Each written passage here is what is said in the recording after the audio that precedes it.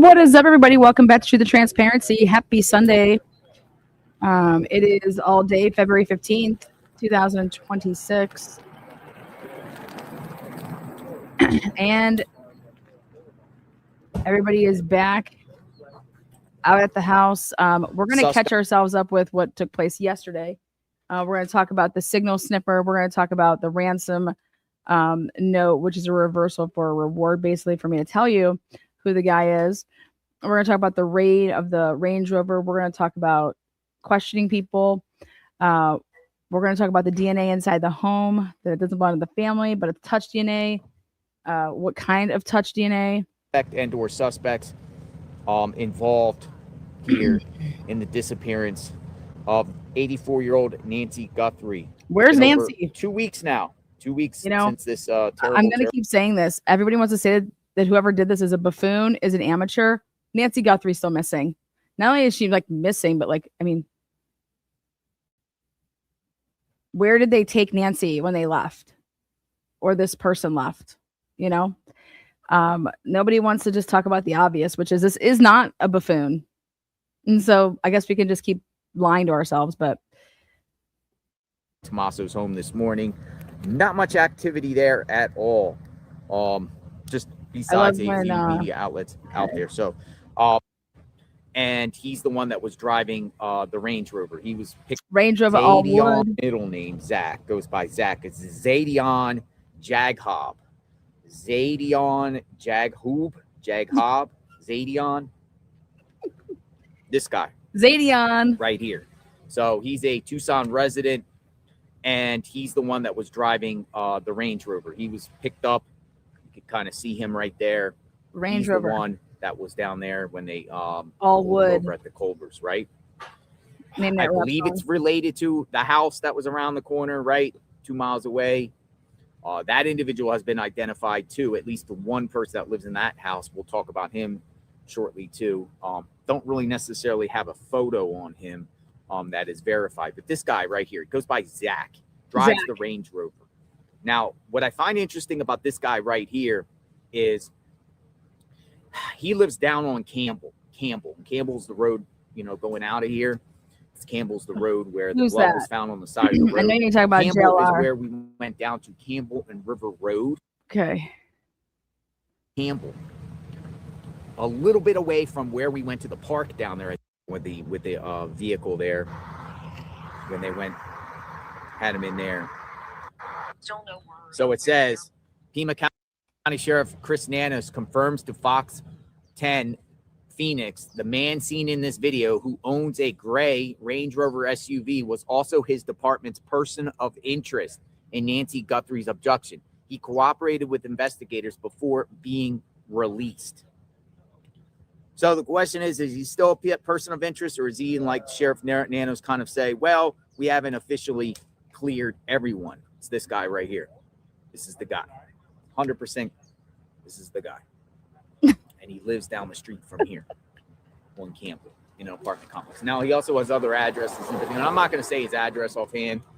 Y'all can do your own sleuthing. and. Thank you so much, JLR, for not doxing anybody. I mean, back in the day, everybody had phone books, man. Now, God forbid anybody knows where anybody lives. It's doxing. It's fucking laughable. Okay? Laughable. Dude, phone books for days. Not only did you get our address, ma'am, you got our phone number. Phone books. We need to bring the white pages back. I want to see somebody passing out white pages. Talk about making some money. Let's go and create our own white pages and pass them out. Is he involved in this case? Why would he be a person of interest? Well, very first thing is when you look at him, idiots. The mustache, their proximity to this location. Maybe that's the reason why they have this guy as a person of interest, or maybe there's other information. Hey, to stay out of my phone book. Only he will be able to share if he ever comes out of the, Can you imagine if I started a phone book and called it Sleuthers R Us? Come on. Woodwork. His name is Zach. The Zach. Well, it goes by here we go. In it. So are they just picking up everybody that Arizona looks department? Anybody that can resemble having a goatee and a mustache or a beard. Corrections, medium lowest that he had was solicitation, dangerous drugs, drug endangerment, criminal damage, flight from law enforcement, and I'm this guy, this guy, Luke Daly. Luke. I think he's involved. I am your No father. one's at that house. There's an old car in front of his house right now, and when I went there yesterday morning, it had a blue tarp on it. When we went back, and I went back today this morning, the blue tarp was totally off the car. I think somebody ripped it off. Some journalist ripped it off and probably started sticking their camera in the what? So I'm getting all the tea over we here. were saying Luke Daly is a dangerous guy. Luke Daly. Person Daly's brother. Maybe he'll come out like Carlos and come out on his doorstep and say, I'm not involved, or maybe he'll give an interview with some of these journalists. Yesterday, while we were driving by, there was lots of journalists. Likely do is find out who requested a backpack. Now, I'm not saying this happens at all the Walmarts. You guys, I'm telling you, this whole backpack shit, I'm not sold that it's the backpack that they think. I think somebody messed with it. It looks like it could be potentially personalized. Again, you just don't know what you can trust anymore with people taking photos and then adding stupid shit on there. But that phone could. Can you imagine if you got literally popped for this case because you bought a backpack at Walmart? Be a clue as far as them. Oh, guess what? So on, what was it? Friday night? Anjanette Levy had on Chris McDonough. And Anjanette Levy, give it up for her. She finally asked my question that I've been dying to know, right? Is anybody going to talk about this? So I got to shake it for Anjanette. She finally asked, and she's like, hey, so Lana over there at Truth and Transparency wants to know what's your take on could the ransom, could they have used the Ring camera to make a ransom, video? And Chris said, that's a possibility. That's a possibility. And it's like, yeah, how could you not see? But I really wanted to go into the whole where the blood was located in connection with the Ring camera. But I at least got Anjanette Levy to acknowledge that and ask that question. So thank you so much.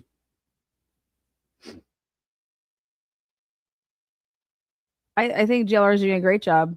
We wouldn't have any of the footage that we have because of him. So I think Anjanette or JLR is doing a great job if anybody wants to know that.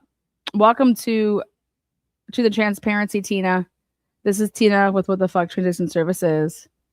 Welcome. So finding out paper trail, and then they can cross-reference that with the surveillance and find, possibly the perp when he was there at the store, whether he went to the store or not, if he went to the store to purchase a backpack. But the backpack there is behind glass. Now, what we could do, we can go to other Walmarts and see if they're behind the glass. No offense, but I would give this 0 weight if I was ever a juror. If you bought a backpack and you were a suspect, 0 weight. 0 weight am I giving it? I asked him when I put the camera in the vehicle, went back in, he said so. Especially if you bought the backpack a year ago, 6 months ago. Oh my God. Like, news is here. Cold news. Cold news has just arrived.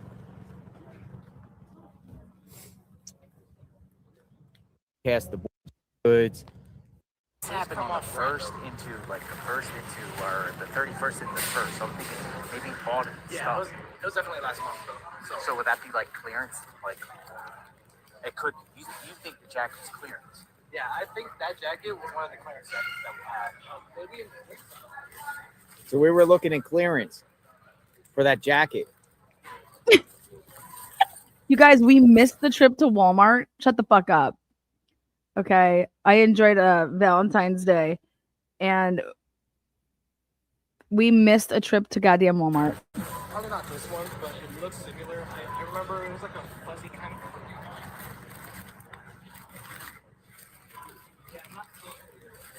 People say go to the other Walmart. We should. So I don't know if the jacket. He thinks the jacket was in clearance. But you know, clearance, they sell things really, really cheap, and people scoop them up as quick as possible.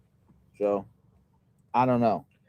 Other people say the jacket's more of a Dick's Sporting Good kind of jacket or something, some sort of outdoors. You can get it Definitely go with Dick's. Bass Pro Shops, Dick's Sporting Goods. Dick's. But if you got the backpack there, maybe the shop, maybe the purpose of Walmart type of guy. So I don't know. You know what? So JLR was hanging out with John DePietro yesterday. I saw that. I wonder if we're gonna get another sighting of him. I'm sure they've done everything. I personally don't think she's around here. I really don't. I think she's probably in the area of Tucson or in the southern area, maybe it's northern Mexico. I don't know. But I don't think, I think they've done as much as they can in this area. I really do. And then they just, at this point, just wait for DNA to come back. And, or the tips. Just the tips. They're investigating them all. Thanks for your time. Oh, yeah. What do you vlog with? He was told he couldn't be filming inside Walmart. Was this live here? Mhm. Oh, okay. They can hear me. Everything. Awesome. 35,000 watching. Wow. Whole world's watching. Yeah. Whole world's Nice to watching. meet you. Thank you. Yeah. You take care. 2 million. You guys. 2 million.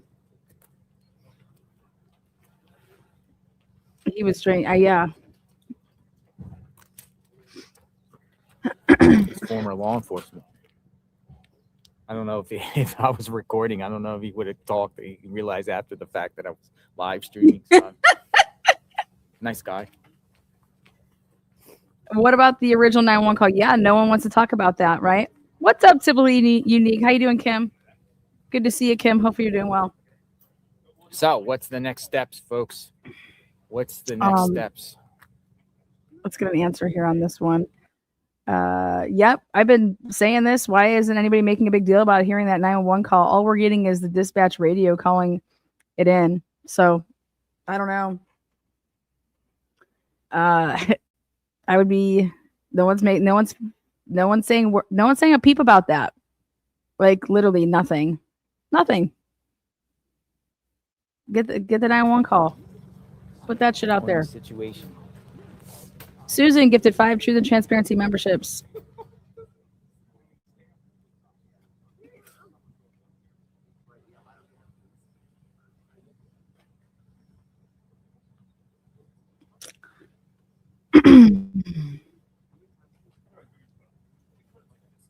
Oh, cool.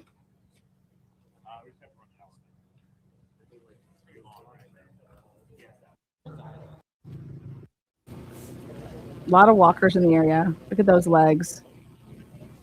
Ow, mow, mow, chicka, mow, wow. Yeah. Jeez. You think he's confused? He doesn't even know what's going on. Look at all these walkers. And then you got him walking right next. Yeah, he's like, I'm walking too. Look out, here I come.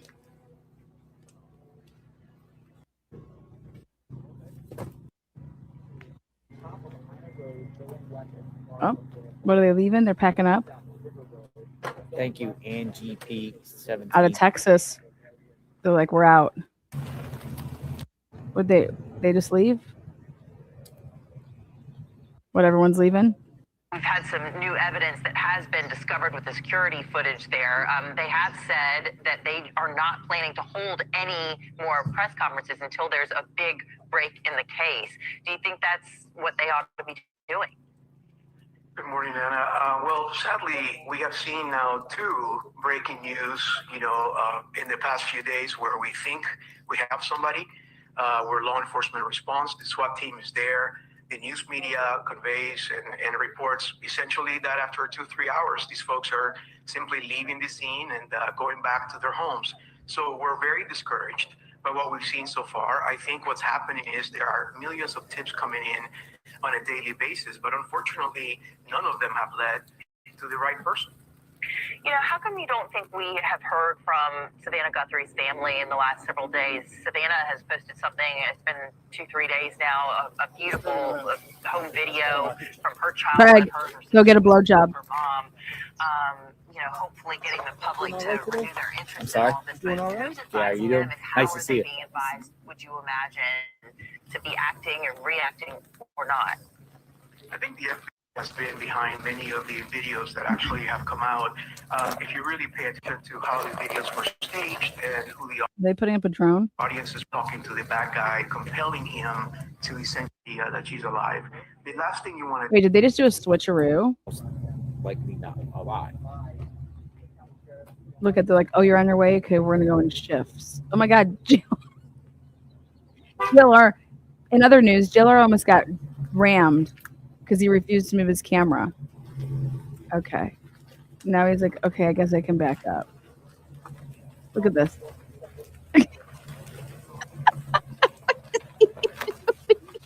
Sorry, I didn't know you were backing up. He should have asked you. He should have told you, JLR. Don't say sorry. Don't say sorry. The guy was standing right there. He's like, hey, he could have just said to you, hey, I'm gonna back my car out of here. If you don't mind, can you just move for a second? No, instead he gets in his car and he does the elitist mentality thing and just thinks you're a fluff. And I would have told him to go fuck himself. And I would have stayed right there.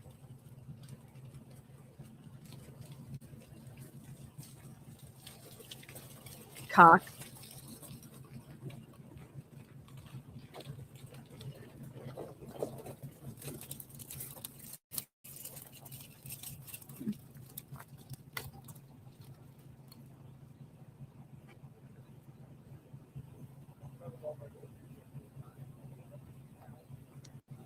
Just always say lack. How I would have handled that in person, I would have said, you could have just said that you were getting in moving. You could have just told me that instead of honking your horn at me. Okay. I don't appreciate that. It's rude. Who taught you your manners? and reports essentially are Mind your days manners. prior. JLR is just like, it's okay, Lana. I'm just picking and choosing my battles. In jail for a while. I get And we it. can't forget they also towed away and after processing that grayish silver Range Rover as The grayish silver Range Rover. well. So Look at that guy. He's probably the guy right there. Nobody even realizes it. maybe they found something there of interest. Alex Del Carmen, we're out of time. Thank you so much for joining us and giving your. All right. Hey, 5-7, how are you?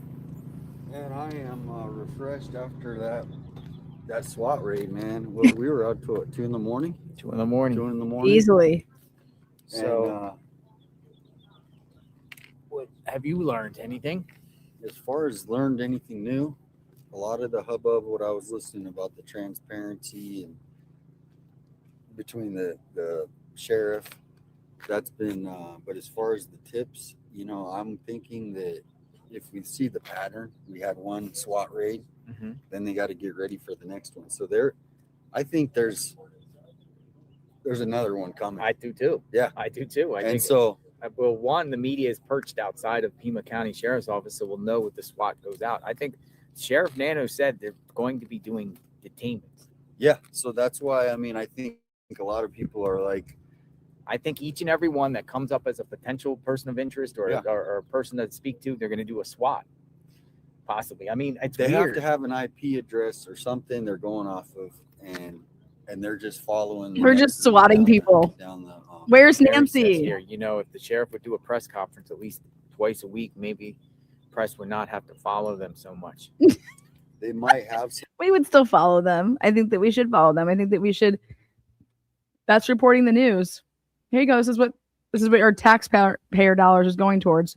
I just can't believe that they could get back the DNA in the Brian Kober case so quickly. And here it's like,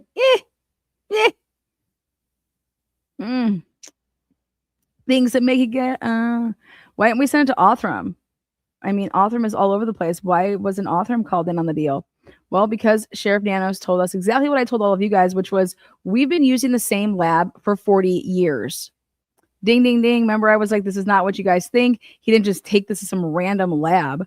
I said, who do they normally use? Oh, Lana, good call. What do they say? Yep, he's been using that lab out of Florida for 40 years. So, again, mainstream media causing all the fake pows. It's just sensationalism and it's ridiculous. And I want to know how Savannah Guthrie feels about it because she's part of the media, right? So now she's getting a really interesting look at, hey, this is how things are. What do you think? I told you guys I don't think she's going to go back to the Today Show. I told you guys that in the beginning. I said, this is going to totally change. I said, if anything, Savannah Guthrie will go solo like a Megyn Kelly went. I don't think she's going to go back to the Today Show. I don't. Somebody like that knows who it is that they're working with, and that person is, you see what I'm saying? So that could be another, because then TMZ, even though it is TMZ, get a note. Correct. And that, we don't know That if person really more or less hindered the investigation, played games, and committed a crime. No, I mean, how do you go back? Another one. That said, hey, if you, I'll tell you who. Yeah, I mean, that's a crime right there if they're Yeah, lying. you're Did you hear the Yeah, ratings Because even though increase when they're she was sending out for surgery? TMZ, No, I did they're not. doing this as a hoax. Now, if it's legit, then The second one, I feel like it's just someone playing games. I do too. But if that's the a second crime. one is real, Yeah. and they know who it is, they might be working with that. I mean, there's all kinds of theories, but Yeah, one she FBI had just really posted on my intensive page, surgery. and he thinks, I always tell you guys I have to take breaks for my voice. 'cause this is an interesting Um, thing. He's been on that show First 48. When I was talking to a couple different people over the course of doing my podcasting here, they said, hey, your voice can get really raspy because it's always been that way, even with like sports and stuff. And so they said, think about it. If you need your voice, so you just be really, really careful with it. You got to treat it. I was like, yeah, man, that's my moneymaker. So, yeah, I didn't realize how bad her voice had gotten. But that was an intensive surgery. Not one statement from the mayor of Tucson about anything. Oh, no statement. Because the mayor should be quiet. He has nothing to do with this. Tucson. Not even one. Interesting. Not You know what I mean? Like, what's the mayor going to say? What's the mayor? How the mayor shouldn't know anything that's going on other than just like if he wants to ask, if he wants to put out a letter or whatever, but he shouldn't be speaking on the investigation whatsoever. Not like they did in Idaho. But the Putting pressure on and mayor and the sheriff. You guys, this is a targeted attack. There are no citizens in that area that are in danger. Okay, the people that are in danger, in my opinion, are still Savannah Guthrie's family, because I think it could be looked at as, we got to your mom. Okay, well, getting to somebody in this area is a lot different than getting to somebody in New York City. Okay, I think that this was, if you're gonna look around the different areas across the country, this is it's where's the digital footprints? There are none, right? And what they're trying to do in that town right now is go kind of at the citizens to say, hey, this is what you guys all wanted, though. You didn't want surveillance in this area. You guys were downvoting things like, the LPRs, all that crap. And just like at times like this, people make their pushes, for X, Y, and Z. And so if you kind of picture, they're always trying to protect each other. They don't want to, and it's always, they want to control the narrative. If they're not controlling the narrative, then they step back and stay silent. So that's what you're seeing from the sheriff. That's what you're seeing from the mayor. And guess what? The county attorney who would be covering this case, Laura Conover, guess where she was? Where was she? Washington, D.C. When this case pretty much broke, she took a trip to Washington. So it's... Where is the mayor? I know you're not talking about me or to me. Tucson mayor.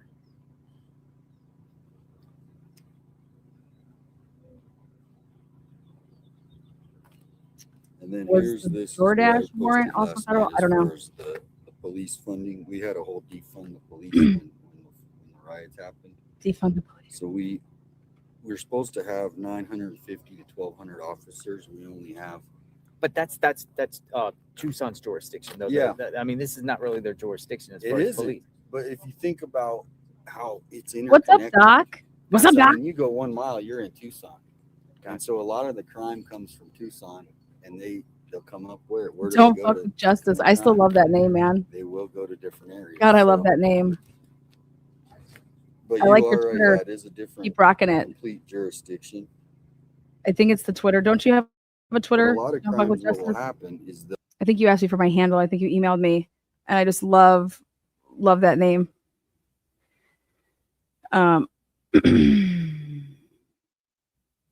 Keep rocking it. Twitter, X, whatever you guys call it nowadays. will happen in Pima County, and then they'll catch the guy in for instance, Rio Rico. If that one was, they'll catch him in a different city or county. So the city of Tucson, The really 911 should be- dispatch calls have been out for a while now. They should Now, I'm not be- talking about the dispatch. They should be on this case. I'm not talking about the dispatch. I'm talking about the actual 911 call. The 911 call that was made from the house at 11:56 a.m. That's the phone call that I want released. And I don't understand why nobody's making a push for it. And if you're going to sit here and tell me that it comes out that there was really no 911 call, it was somebody calling somebody's personal cell phone number and shit like that. Interesting. But there should be a 911 call because it's a emergency situation, right?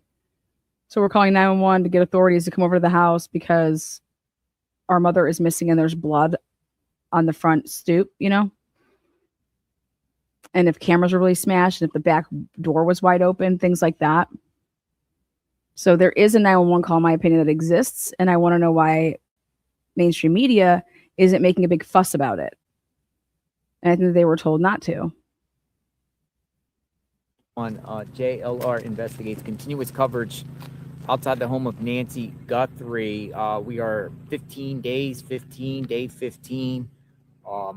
This mystery. Yes. She's still missing.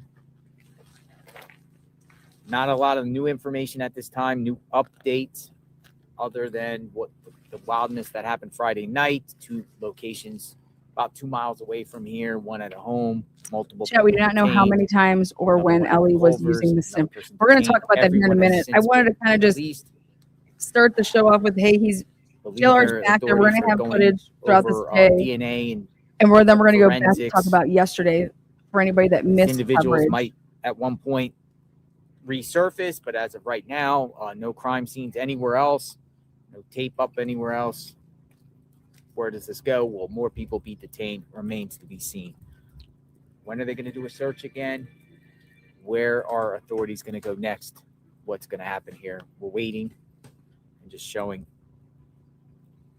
in real time outside. And we'll continue to do so. Okay. Well, she's going. Everybody's playing parking lot over there for a minute.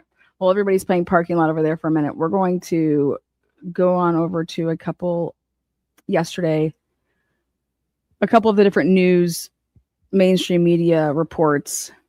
And the big thing is for me is that the sheriff came out and said, hey, guess what? Y'all have been lied to. There is no beef here.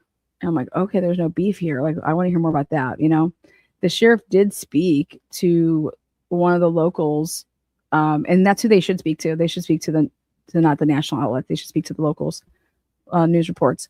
But if you go to Nancy Guthrie, let's just use Brian Enton, okay? Because Brian Enton has literally been talking to, when I say sources, I'm talking about people actually from there, right? And I said, hey, can you do us a favor and start putting these people on and showing their faces if you want to talk about this case, right?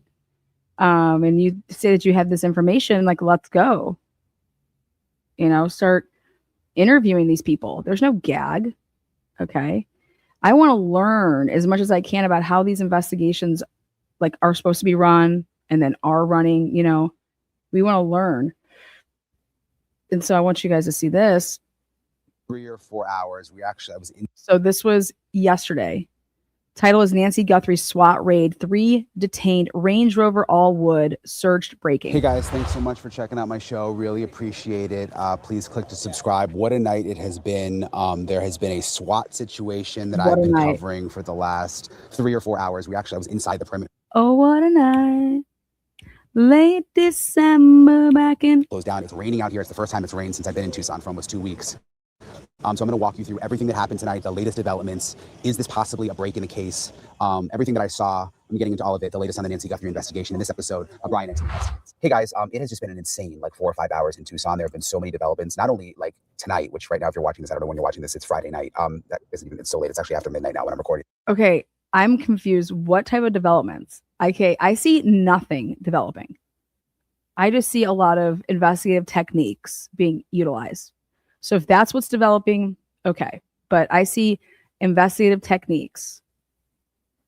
But the whole day was full of developments in the Nancy Guthrie case, which I'm going to get to in all of them. Let me start with really the breaking news, though. There was a SWAT raid, which I was actually at, which I'll get into the details of in a second. But we know that it is connected to the Nancy Guthrie investigation. They went into a neighborhood about 2 miles from Nancy Guthrie's house in Tucson, and they How did Brian Enton get right there and JLR could not get there? detained a man and a woman from the house, and they also detained a man from a traffic stop at a Culver's restaurant very close to that house. And I'm told that it's all Now, was it really a traffic stop, or did they pull themselves over and say, why are you following me? connected. I'm told that it could be a mother and son who were detained in the house and maybe the brother at the traffic stop, but they're all connected. And the reason I know this is because I'm told by sources that they were waiting to move on the house until the traffic stop happened. And that this is all connected back to the Nancy Guthrie investigation, whether these are just people that they are looking into, whether one of them is someone that they're specifically looking to and they just detained them all for the time being while they question them. I don't know. But 3 people are detained, according to my sources, at least as of when I am making this video. So let me back up a little bit. I knew that something was about to go down this afternoon. The search plane was up, which I was told was doing surveillance. And then I found out that the SWAT teams, the Pima County SWAT teams, were going to be staging, preparing for a possible operation tonight. That means you were tipped off. Oh, and they've done that before and nothing has really transpired. But the sense was tonight something was actually going to happen. So I ended up going out to the 2 locations where I found out that they were. I mean, where was JLR? Why don't we have this kind of footage for him? Staging. They moved from one location to another one very close to the target's house, which again was only 2 miles from Nancy Guthrie's house. They moved in on the house in the nighttime. Initially, it was mostly Pima County deputies, then a cavalry of FBI agents. Cavalry. And I mean like a ton of FBI and evidence response unit. They all came into the neighborhood and showed up. And I was told that they were going to be there like all night long doing evidence collection. Oh my God, did they cover up the license plate themselves? They did. Holy shit. That is not Brian Enton's doing. Like, the police covered up the license plate. And it's a pretty big development. Hopefully it's going to lead to some major progress in the case. Hopefully it's not a similar situation to what we saw a couple nights ago in Rio Rico near the Mexico border. Remember, that was when kind of a similar situation. They went out, detained someone, did a search warrant, and it turns out it seems that had absolutely nothing to do with the case, and they ended up letting the guy go, the guy named Carlos. Remember, I interviewed his mother-in-law a couple nights ago. This did feel, at first it felt similar, but as more and more FBI showed up, it was a bigger scene out here tonight. It felt more significant. That was just the feeling on the ground. So we'll see how this plays out. But it was a wild Friday night. Again, just for me, kind of just going from one SWAT staging location to one, tried to stake a dark car. And then eventually one of the deputies saw us and was like, you guys got to get out of here. So, but we were very careful in the beginning not to give the location, not to give the address. I was trying to just report very limited information because I didn't want to interfere with their operation when there were still so many moving parts. And then of course, how did he find out about this, you guys? I didn't wonder, how did he find out about it?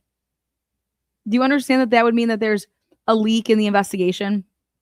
There's a leak. There's a drippy drip leak. Drippy drip. Leak, leak, leak. Everyone was officially detained. We were able to report more. So that's kind of the latest on the SWAT situation with the house and what happened with them. I told JLR just to follow around Brian Enton. Just follow his ass around.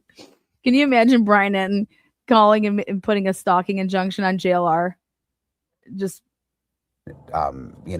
interested who they thought may be connected to the case. And now that we know that they have DNA from Nancy Guthrie's house, they can pretty quickly, with the FBI's help, try to match the DNA there and see if this person is involved. Okay, DNA. On the DNA front, Wait, so that's the other thing is, how are you just getting people's DNA? Development since the surveillance. Okay, they just think, oh yeah, we can just get their DNA and then just see if it matches. You have to, how are you obtaining people's DNA? Like you're supposed to be obtaining it lawfully. Lawfully. So why are these people being detained? You know, like I'm just like, what? Photos came out, and that is that the sheriff's office is saying that inside Nancy Guthrie's house, they located DNA that does not belong to Nancy Guthrie and does not belong to anyone associated with Nancy Guthrie. Okay, so a stranger. How would they know that?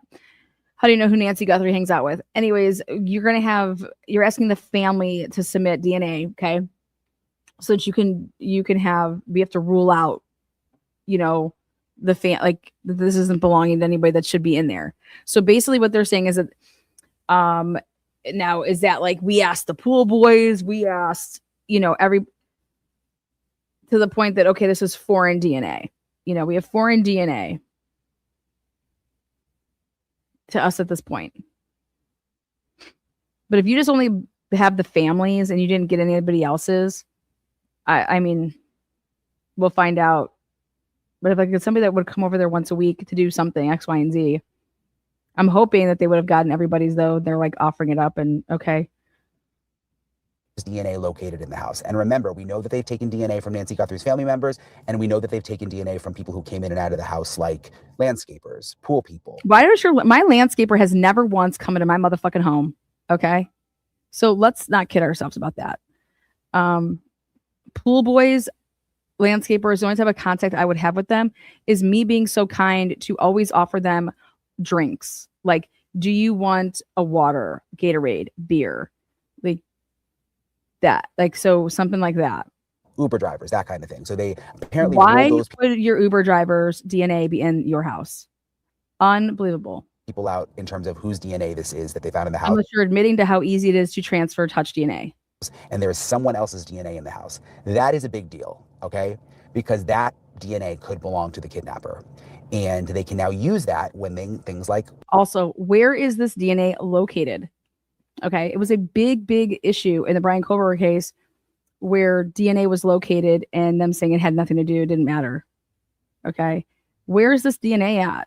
You know, where in the house? What happened tonight happened. They can try to get a DNA match. The other thing they can do with that... If it was like on her nightstand.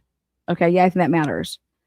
I don't know if it's in her front doorway area. I don't know, on some hook where you would hang like jackets. Nah. Unless it's where Nancy's coat would have been. Would Nancy even be wearing a coat? I mean, how hot is it there? And think back to Brian Koberger and the Idaho investigation, is they can look into ancestry DNA, which we learned a lot about genetic genealogy. We learned a lot about this with Koberger, and they could use it in this case. And that means that even if they can't figure out who the person's DNA is that was in Nancy's house and it doesn't come back to a specific database, they can go to 23andMe and all of these genealogy companies. Guess what? No, you can't just go and do that. You need to get a search warrant. Okay. I mean, yeah, you could go ahead and do what they did in the Kohlberg case, and then we're going to have ourselves a big old problem once again. Okay. As long as nobody's lying, shouldn't be a problem. Go and get search warrants. Go and get search warrants. Never a problem. Go and get them search warrants. Is that people sign up for to find out their background, which is what happened with Koberger, and they can try to find matches there with extended relatives of whoever. Look at him. I cannot believe that he's admitting that you can go and do this and just, you have a law enforcement kit is not the same as like you going getting 23andMe, and 23andMe sucks. Okay. There's that database sucks. You want to put it in GEDmatch. Person is. That. So they could maybe find a third or fourth cousin, and then they can try to whittle it down from there. And we've seen it happen before. It's a new kind of technology, but we learned all about it with the Idaho case. And it's going to come into play here. So it is a big deal that they found DNA in Nancy's house that does not belong to Nancy or anyone associated with her, according to the sheriff's office. And we're going to have to keep a really close eye on that. Okay. That was another big thing that came out today. Something else, the sheriff is now talking. He's doing interviews. Okay, so you guys think about this. They've known that DNA has existed since, so let's do the math on stuff. If we don't have a match with that DNA, that touch DNA through IgG, in a matter of, I would say, 10 more days, then shit's going to get wild for me. Okay? Shit's going to get wild. because because when Othram got the DNA to start working on it was Thanksgiving, right? And they turned around, they had actually the SNP profile within 48 hours. Okay. And then they put the SNP had to go through then, okay, here it's going to be with a genealogist and they're going to enter it in the databases and then start building a family tree and stuff like that. And they're like, the FBI's like, give me that shit. We got this from here. We got this. Give me that. Give me that. Give me that. Let me just go and let me go rogue and do whatever I want. Let me double the size of it. That means you have to start from the raw data. You can't just bootstrap stuff after the fact. Yeah, and he did an interview with News Nation. He did some other interviews today, and he is saying that this whole narrative, and I shouldn't even say narrative, I mean reporting, I have reporting from FBI sources that there has been disagreements between the sheriff's office and the FBI. The sheriff is saying that that's just flat out wrong. Granted, we've been hearing different things on the ground. I've been hearing that for days, really for a week, that the sheriff hasn't been sharing information with the FBI as recently as a couple nights ago. They weren't He's still talking about this. sharing critical information. There was the reporting that they were withholding critical evidence, that the sheriff wanted to send all the evidence to a private lab in Florida to have everything tested and didn't want to send some of it to Quantico, the FBI lab. The sheriff has responded and said, look, we wanted to send it to our lab that we contract with in Florida because that's who we're used to using. And because we started sending the evidence there in the beginning, it makes sense to us to continue sending all of the evidence there. That was his response when he started doing it. Why don't you complete it? Why are you saying half-ass here? Let me tell you what the sheriff said. The sheriff said the lab in Florida that we've used for 40 years and that we took to in the beginning of this case, they have all of the DNA of the family. Of all the DNA that we've collected in this case, that's where it's located to do if you're going to exclude people, okay? That's where it's at. So why are you fluffing off? Why aren't you explaining it as to why the sheriff is saying, why would we move it? It's with a very reputable lab. It's who we've always used, and they have everything because they have the family, they've had the people that work there, all the stuff that's you say that you're testing it against to see if it, if it's a match to people. Just fluffs over that. But it's really, really important, right? Because that actually makes a lot of sense, right? Interviews and talked to News Nation today. But he is saying flat out that he called the FBI the Monday after Nancy Guthrie went missing, and he says none of this is true, that there are disagreements between him and the FBI. Again, I've been hearing differently on the ground here. But the sheriff is saying that it's just not the case. And he's also saying something else interesting. There was reporting yesterday that a glove was found in Nancy Guthrie's house, and the sheriff is saying that's just not true, that they did not find a glove in the house, but they have found multiple gloves. Oh my God, right there, you guys. When Bella tells me that, she's like, did you hear that there was no glove in the house? I said, shut the fuck up.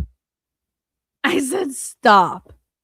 Yeah, the sheriff came out and said, I have no idea what people are talking about. There is no glove inside that home. And I said, well, that makes way more sense because I said, who the hell just takes off a glove? Let me just take this glove off right here. And let me just leave this for you guys. Who was reporting that there was a glove inside that house? Well, that's why I started that little timeline. So I could attribute every single claim to who the hell had said it and who their source is. Crazy. It's absolutely craziness. Absolutely crazy. Who reported that there was a glove inside that house?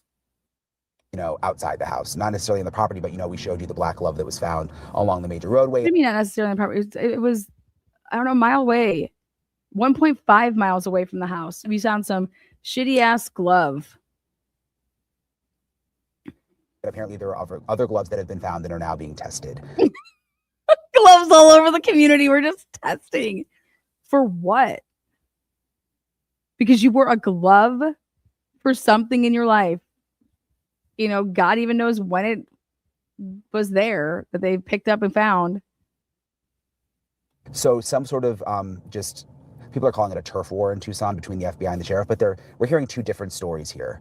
Also, President Trump spoke out today about this situation, saying that I think the quote was that the sheriff doesn't want to give up the case. That's why the FBI is still not in charge. Listen to what President Trump said. Are you why hasn't the FBI taken over the Nancy Guthrie case as the lead investigator? Do you have any updates on how that's going? Well, they took it over originally. You know, it was a local case originally, and they didn't want to let go of it, which is fine. It's up to them. It's really up to the community. But ultimately, when the FBI got involved, I think, progress has been made. Complicated. It's interesting to hear President Trump say that outside the White House. And again, these are things that I've heard. There have been concerns about the sheriff's handling of the case. Why are they even letting people ask Trump those questions?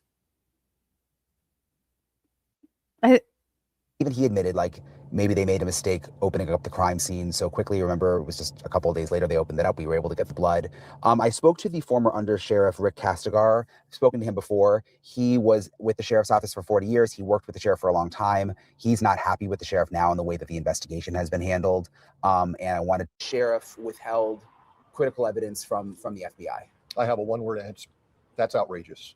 And it's outrageous for a number of reasons. The FBI is the entity that certifies those for-profit organizations of which the sheriff's department here has a contract with to analyze trace evidence, DNA, hair, anything. And to, in my opinion, to not include the FBI in that analysis is absolutely outrageous.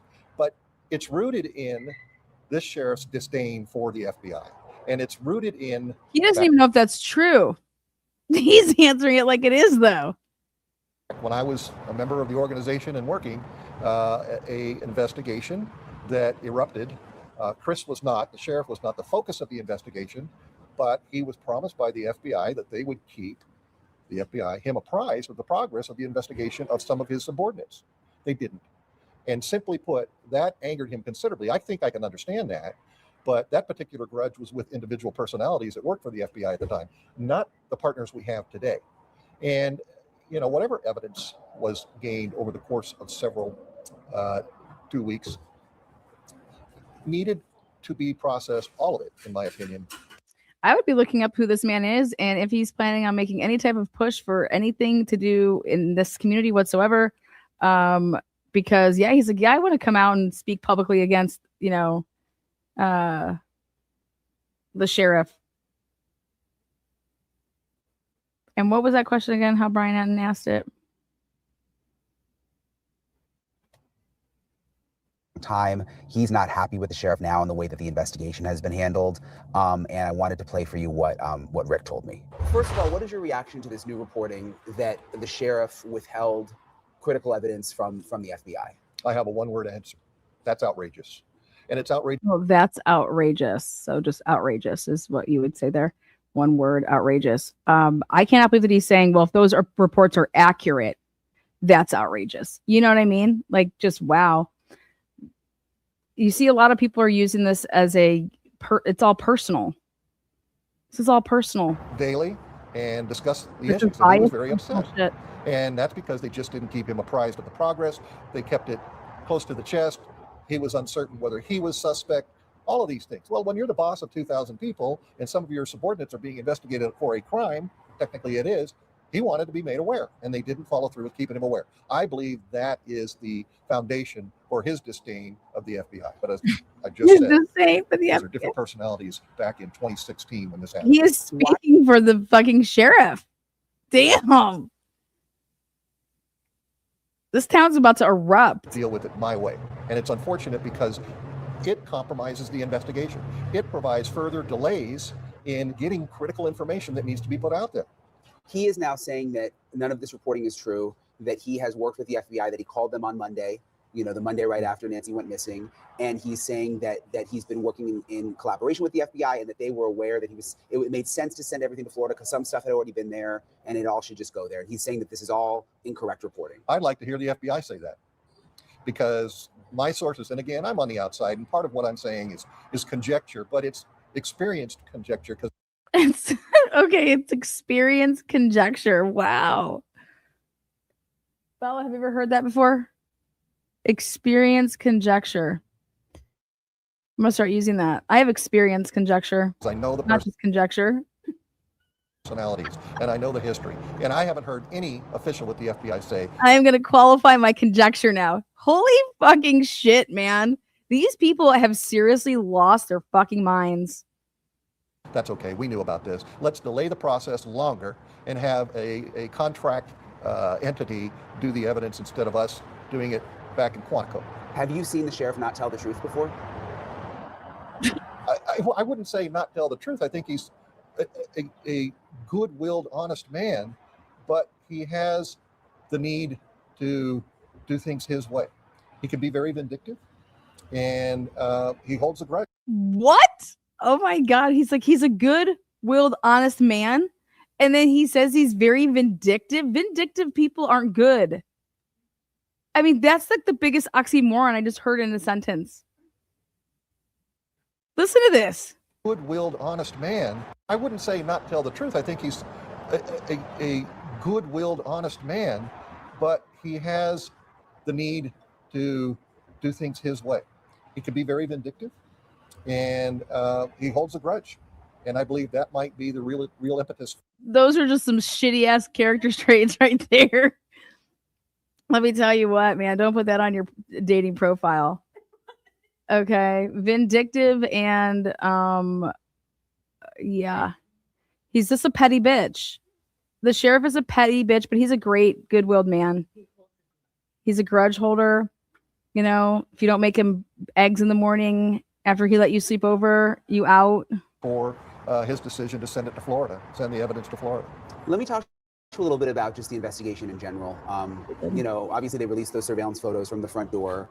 Do you think they're making progress? What's your sense? Do you think we're getting any closer? Yes, absolutely. And the screws are... Yeah, because I don't think we're getting any further, right? Are we getting closer? Well, I don't think we're getting any further. So sure, I guess we're closer because the days are just passing by. So I guess we're not going in reverse. Wow. Tightening on this guy's thumb.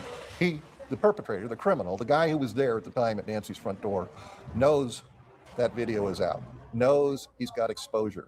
And I think he's taking steps to try and deal with this the best way possible. I only hope and pray that Nancy's still with us. What? He's trying to deal with, what was that? Listen to this answer. Time at Nancy's front door, knows that video is out, knows he's got exposure. And I think he's taking steps to try and deal with this the best way possible. What the fuck is that? If that isn't the biggest word salad, I don't even know what that means. Everybody tries to deal with stuff every single day, every decision. Like, what? I thought he was going to give us this is what I think this guy's doing. He's just trying to deal with the exposure in the way that he can. Oh, thank you so much. That was so enlightening. I only hope and pray that Nancy's still with us. And I only hope and pray this kind of pressure against this bad guy will cause him to take her somewhere, leave her, and then try to hide out somewhere else. When I was out at Rio Rico, you know, they detained that man Carlos to question him. Yeah. Maybe he could just take her to church today. Call it a day. And then he was let go just hours later. Right. Are you hearing anything about was that a mistake? Well, I wouldn't call it a mistake. I think they had valuable information that was credible, and they pursued it. And what transpired was they were able to determine through investigative processes this individual, there was not enough information to arrest him. But I'm certain the investigators got enough detail where they can go back and interact with this person, talk to him, interview him, get more detail as perhaps more evidence becomes available, and pursue it further if they have to. Have you heard anything about this? Because we heard that there may have been some issues between the FBI and the sheriff's office with that specific event. I'm not aware of that. Okay. I don't know. Okay. In terms of this, there's more Ring video that's coming out. The sheriff's office says that they want any video within a 2-mile radius, going all the way back to January 1st. First of all, let me ask you, what do you think that means? That they're going well before Nancy was missing all the way back to January 1st? Well, that tells me that they have some reason to believe that somebody or some vehicle was in the area prior to Nancy's abduction. And they want specific video so that they can look at that as evidence. That's clear to me. So we shall see how that turns out. They want to build a casing case, you fucking idiot. Oh my gosh, that matches somewhat the description of who we're looking for. How it's related to this case, I don't know. But I think that will become clear very quickly, and the person is identifiable, and that will become clear who that person is. Do you think, though, that whoever did this to Nancy was just prowling around, trying other places? Because, you know, everyone, not everyone, but a lot of the experts I've talked to feel like this was a targeted event against Nancy. Maybe It is 1000% targeted. Okay, come on. because of Savannah Guthrie, maybe because I don't think it's that. I think it is a targeted event. I think this person intended to do what he did the night that he did it. You know, some of the requests for other videos and dates prior suggest this guy might have been surveilling that part of her Thank you. Surveillance, casing. neighborhood. Her, obviously, and then not just leave her there. Why would he be afraid of being identified? He was so masked up, none of us could really, you could get a mustache out of it and get some eyebrows out of it, but not much. Eyebrows. I mean, guys, I see eyelids. I see eyelashes. These eyebrows that they speak of. And it's highly unlikely that Nancy would have been able to identify this person. And why take her unless that was your original intent? Yeah. Last time I spoke to you earlier in the week, and this was before the new surveillance video images came out from her front door, you said that you believed, your gut told you that Nancy was still alive. Okay, so here, Brian outs the fact that this was one of his sources that he's maintained and kept behind the, the wall. Then the day after this, so this happens when he ever does this, then he interviews this other guy that is a source. And remember how I was harping on the fact that nobody's, hey, interview your sources. Hey, put them on the camera. Hey, chase them down with a camera and a microphone and say, hey, can I talk to you about X, Y, and Z? I literally was just screaming this. Okay. Then next thing I know, here's Brian putting out his videos. How do you feel now? My gut still says she's alive, but as we... Dude, then you need to go to the grocery stores. Okay, you need to see what type of guys are going into grocery stores in the area and what they're buying. If you think that she's still alive, you're feeding her. Wild. Go by more and more time, and there's no evidence of life with Nancy. It becomes more and more concerning and heavy in this case. And time is of the essence in this regard. Okay, well, there you go. Nancy Guthrie, according to this guy, is still alive. My God. I mean, I guess people just don't want to come out and be honest, but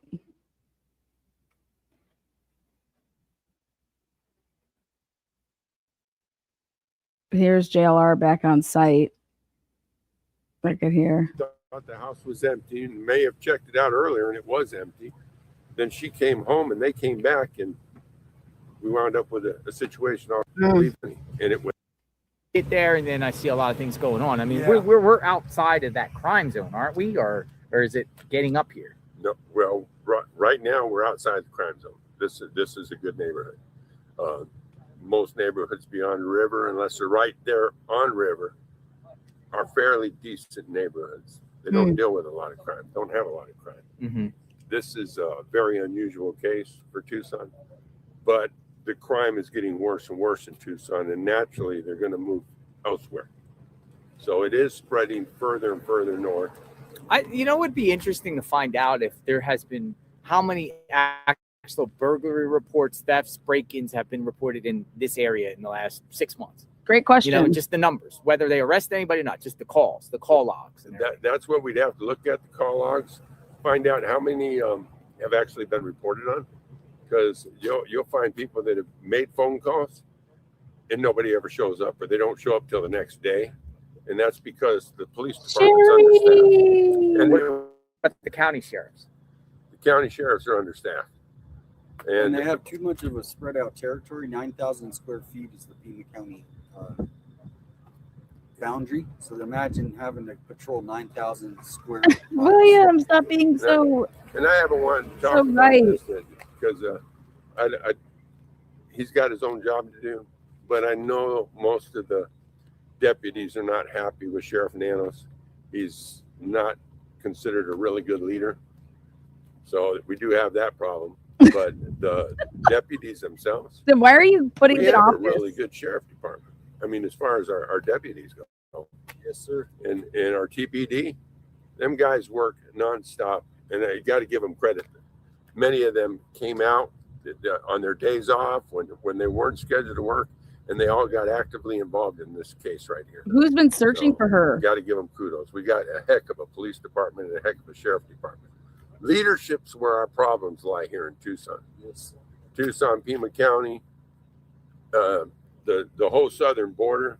We have no representation in CD7.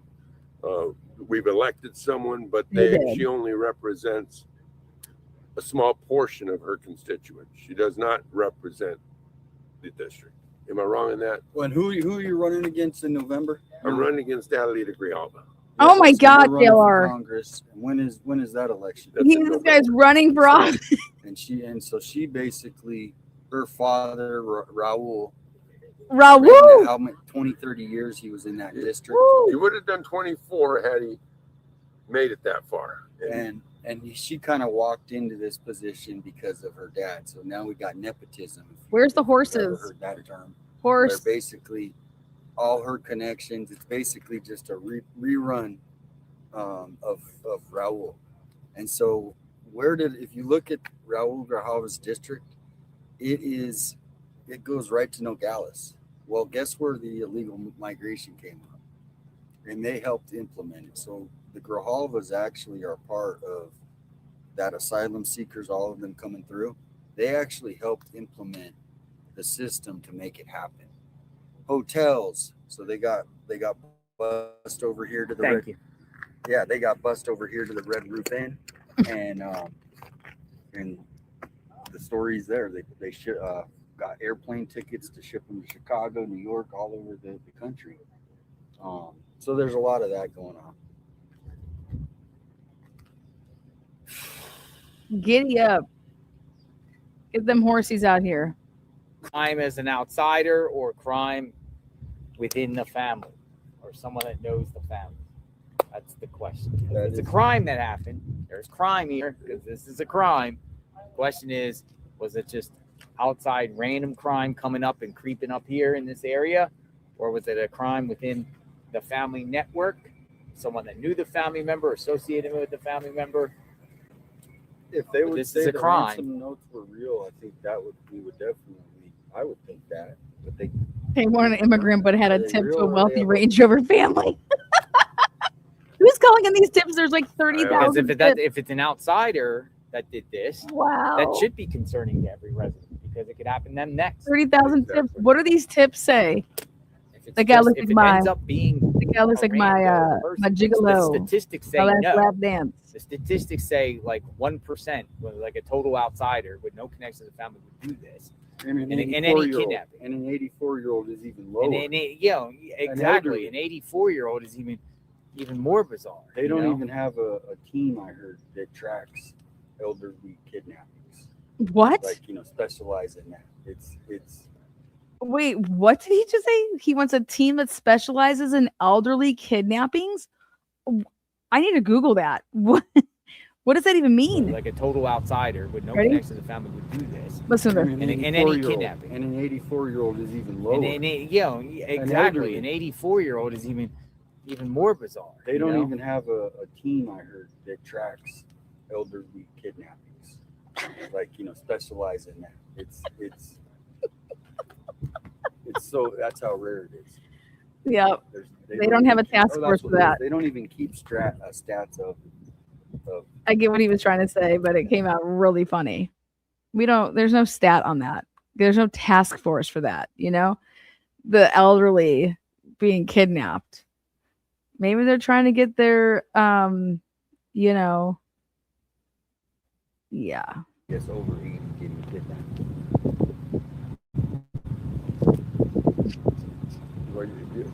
Logically. I mean, because think about this though. Even kidnapping a 84-year-old woman out of a kidnapping, if it was a random, it's a liability. Yes, exactly. It's a liability because of the person mobility issues, scare, fear, medications. It's a liability opposed to kidnapping a 20-year-old, 30-year-old person. All forms of kidnapping is wrong, but to elevate it to an 84-year-old, it's like But if they What were do you- kidnapping her and they actually kept her alive, that would be an easier person to keep kidnapped. The 84-year-old so? isn't going to fight back. Yeah, They're not going. They're just going to. Hey, if they're getting fed and But you're kidnapping her to hold her for a while for a reason. that would be takes you back yep. to 84 years old. Savannah and the Guthrie family. Yeah, it could be someone close wanting to get revenge for her media power. You know, I mean, that's what people do say. Yeah, this is, nobody wants to hear this, but my opinion is it was a robbery that went wrong. Oh, So you fuck. really think it was a stranger robbery? That's what I believe. God damn. That is the most ridiculous shit. I cannot believe that you come out and ever put your name to that ridiculous bullshit. This is a robbery gone wrong. And then just went into what? Get the fuck out of here. This is Tina with What the Fuck Transition Services. What the fuck are you talking about? I believe it was just a stranger robbery. Robbery went wrong. Probably it hurt the woman, and then God took her out of here. For whatever But didn't reason. take nothing in the house. She might have had jewelry that they could have. On her? On her. If you see that picture, she's got a what is that? An emerald necklace.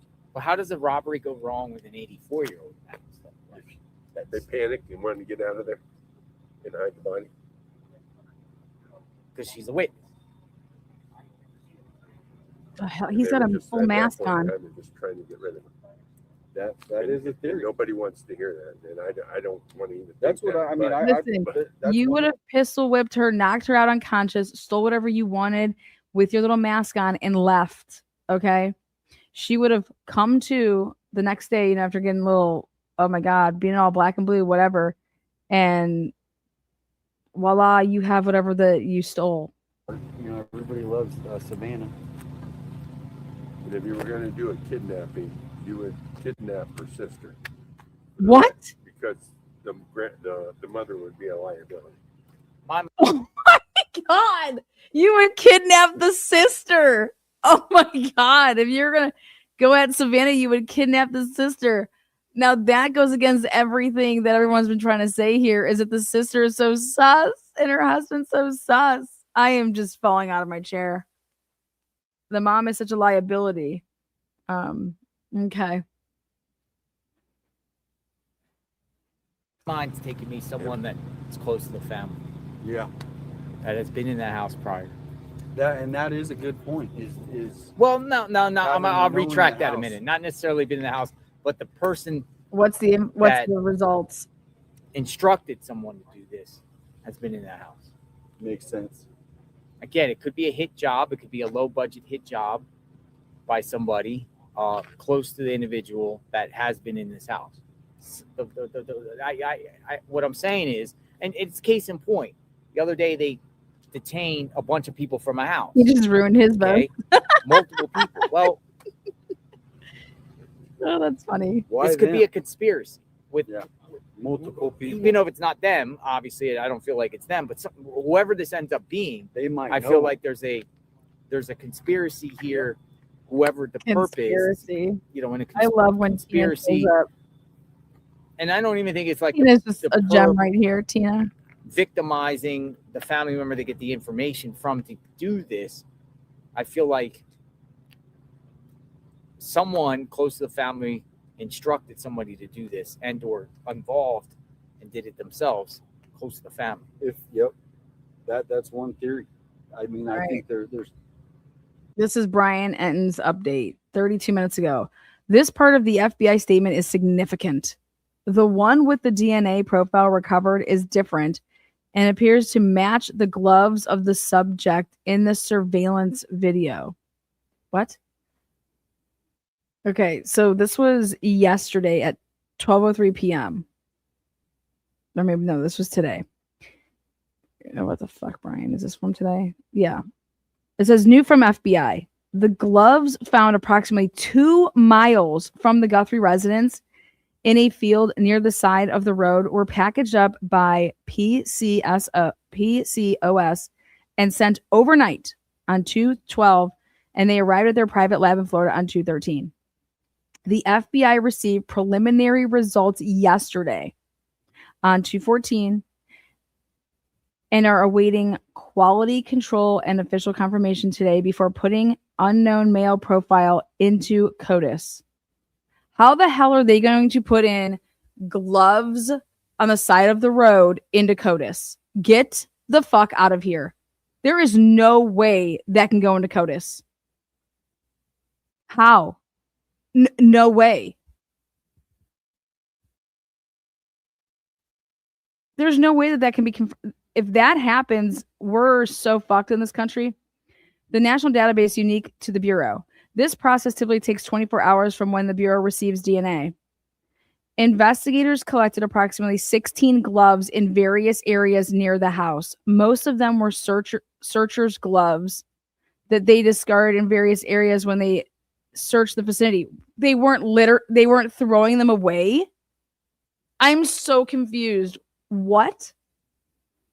The one with the DNA profile recovered is different and appears to match the gloves of the subject in the surveillance video. The FBI has and will continue to provide assistance on whatever timeline is provided to us. And then this is exactly what Just Deb wrote underneath it and said, so people working this case just discarded gloves all over the place. You guys, this is absolute bullshit. There is no way that you can put that DNA into CODIS. Absolutely not. And if it is allowed to happen, that is absolutely wild. CODIS has a very strict. You can't just enter people's DNA. Okay. Into CODIS that were found 2 miles away on some random gloves. There's no connection whatsoever to those gloves in a Nancy Guthrie's home. You cannot just go put them in to CODIS. And if you can, and if they do that in this case, I'm sorry, but that's absolutely wild.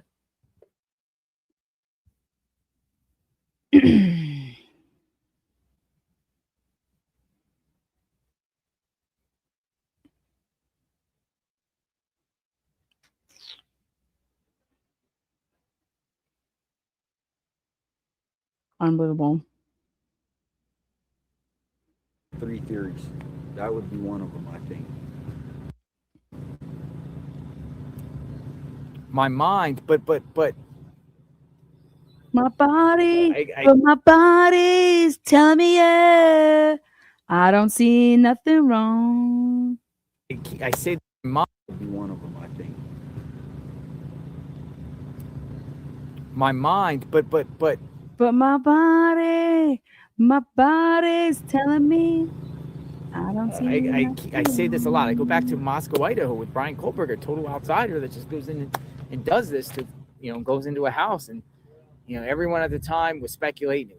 If you got it, you got it. Greek fraternity members, people around that neighborhood, and ends up being an outsider that seems to be stalking them prior, but it has really no connection. That law enforcement 100% said a connection between, and a guy that just arrives, just 10 minutes away. Look at this house, and you look at all the other houses, right? This is the one you could literally get to their front door the quickest. Sorry, I'm right in front of the camera. You could literally go right in front of this house. Versus most of them have these long. There's a couple that are close, but this one, for whatever reason, it's not Usher. Think how close, how quick would it take you to get to that? It's R. Kelly bumping around that front door. So that is one thing where, if it was random, this house would be the easiest one because on this random, it's not random. Right off the main road.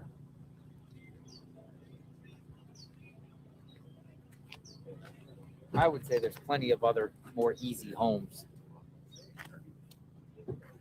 Thank you, Maury. Maury Broberger. What's that? Maury.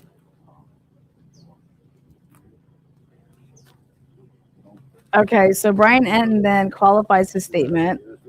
Okay, so then Brian Enton goes on to say that he qualifies his statement. So 38 minutes ago, he posts that. Then a minute later, he posts, this part of the FBI statement is significant, in quotes. The one with the DNA profile recovered is different and appears to match the gloves of the subject in the surveillance video. Brian is literally an FBI sucker offer. Yeah.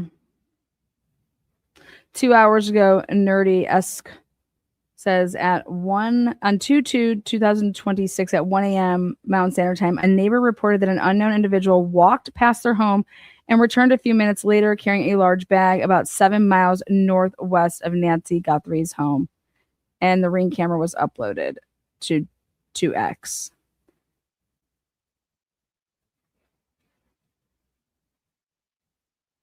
And yeah.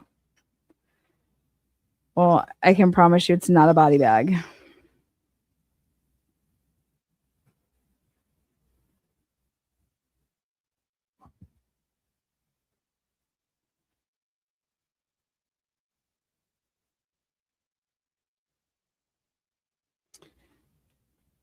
Updating us on the Karen Reed case. I went and peeked over there at Sean's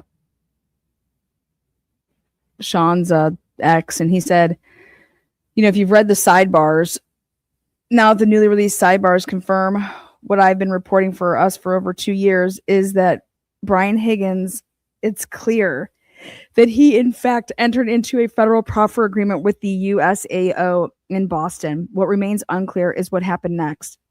Either the USAO determined that Higgins was not being truthful, forthright, or Higgins rejected the terms the government offered him. The real question now is this: what investigative leads did the FBI pursue as a result of Higgins's proffer, and where did those leads go? Anyways, I'll be doing a follow-up for the Karen Reed Turtle Boy stuff coming up either probably tomorrow on Monday. I have a lot to say about why Karen Reed's phones would not be able to be used, which I think Turtle Boy should actually be, he should have wanted the judge to let that in, because I think that would have been a way to throw out the case. But now they're being smart and they're not letting Karen Reed's phones in, which is actually a huge help to Cosgrove, and people don't even see it. So I'll just inform people on that tomorrow. I don't think she was kidnapped. We would have heard. Listen, there would have been a video. There would have been a photograph. There would have been something. A lock of hair, a drop of blood, something mailed to somebody so they could verify, yes, in fact, these people have my mother. Kidnappers want to get paid quickly. They don't want this thing to linger. If you're negotiating with another drug dealer in South America somewhere, it could go on for a few weeks, a month, until they get bored and decide this is not worth it. And it's either pay up or we're going to kill this person. And it's always a negotiation, right? The first figure they throw out is never what actually gets paid, like any good business deal. There's going to be a negotiation, but it's going to be a fast and hard one. And there's been no negotiations. No negotiations. Where's my money? That hasn't happened. For the simple reason is nobody's kidnapped her, I don't think. If you're a good kidnapper, you're going to grab the medication on the way out the door. Because you're going to have to take care of her. You're going to have to keep her alive and healthy, right? So it shows a total lack of planning. The total lack of forensic evidence of anyone being in that house, of grabbing her, is another clue that she wasn't kidnapped. You walk in somewhere, you're going to leave something. I don't care who you are. I had a dream last night, and Turtle Boy was in my dream. I don't ever have dreams like that. Turtle Boy was in my dream last night, and I'm going to talk about it on my live on Monday that I'm going to do. Great at crime scene processing. He needs to cut They've been processing this thing for 6, 7, 8 days now. They've got nothing. If they had something, we'd have heard about it. I think she walked away. I think she had a senior moment. What? Urinary tract infection, a little Alzheimer's, a number of different things at 84. More like a nightmare. Understanding she lived by herself. Yeah, Turtle Boy was asking me for help in my dream. Medication taken, and an hour later you got a disaster brewing. Running around in a The problem tutu. was it became public very quickly, and my guess is the Russians or Nigerians said, hey, here's an opportunity to make a few dollars. We don't have a body, we don't have proof of anything, we're just going to hope that they panic and pay us.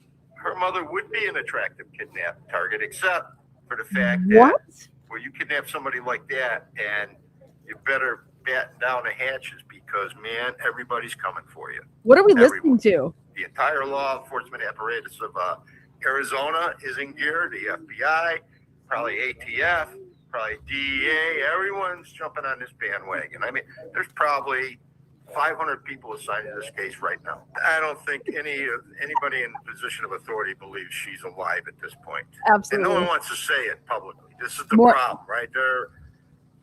Listen, More when than you one, see yeah. the FBI in the roof a week later and helicopters have been filming that roof for nonstop for 7 days, we're reaching. They got nothing else to do. They got nothing left. And someone said, hey, get up on the roof, take a look again. Well, I'm sure somebody did take a look for cell phones or any evidence of someone coming off the roof after she came home. A great place to hide, right? I mean, all the technology we have turned up nothing. A lot of that is because she lives in an area that has light pollution issues, and they don't want lights. So ring cameras don't work.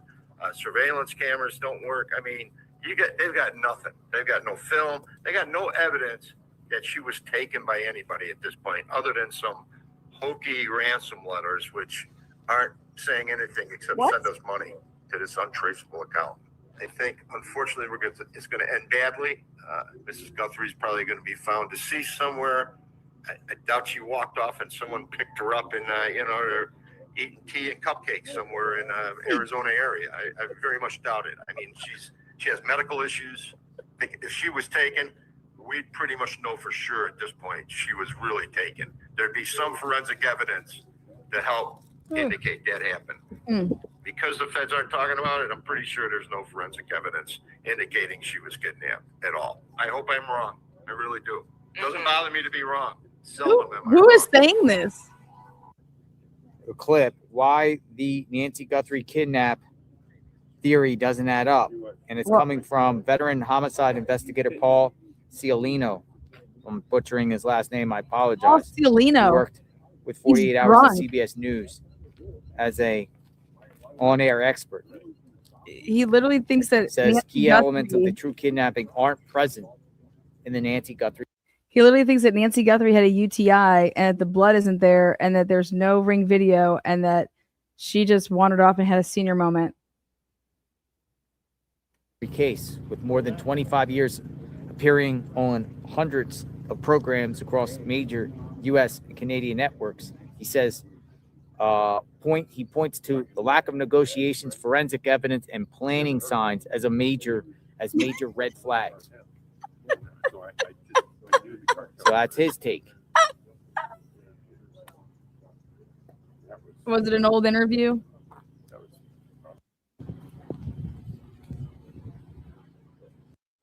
Oh, look at this! Look at this other person's gonna come in and try to get all up in JLR's grill. Tell him to move that orange Bronco. Look at, what is it? An Xterra. What is that?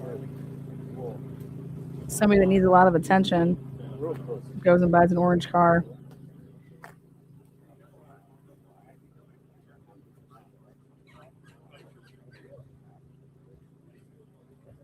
Again, guys, welcome to the Transparency. Thank you for joining me on this beautiful Sunday morning. Now it's Sunday early afternoon.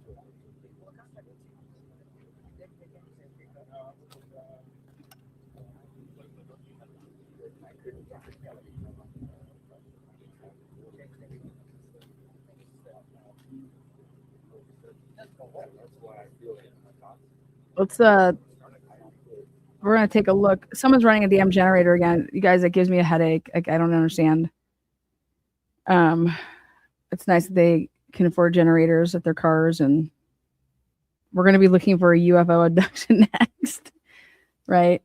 Let's go ahead and take a look at though. We're gonna do one other. We're gonna go back in time, and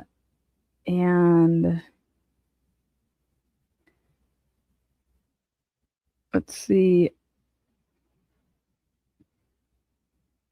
Sheriff's office says it was a federal search warrant last night connected to Nancy's case. Brian and reports that.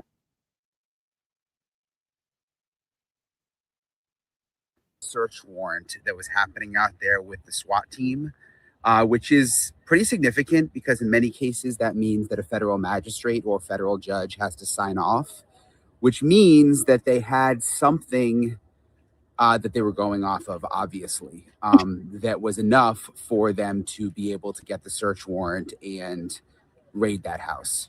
I know that there were no arrests. All I know is that they were following up on a lead. It's my understanding it was a man and a woman who came out of the house voluntarily. They didn't put up a fight. I am being told it was a mother and son. And then there was another man also connected to the house who may be the brother, who was pulled over at the same time. This was all coordinated close by at the near the Culver's restaurant close by. And then also there was the Range Rover, which we saw searched and then get towed away. And I know there's been a lot of talk. There was a video of the tarp that they put up outside the Range Rover. Obviously, they didn't want the media to see something in the trunk. We haven't heard any. A lot of people are like, was there like a body in there? We have no information on that. I have heard no, none of my sources have said that. So, I was getting a lot of information last night. I would think that if that was the case, I would have heard about it. But so I don't have any information on that. And that's kind of the latest right now. I'll keep you guys.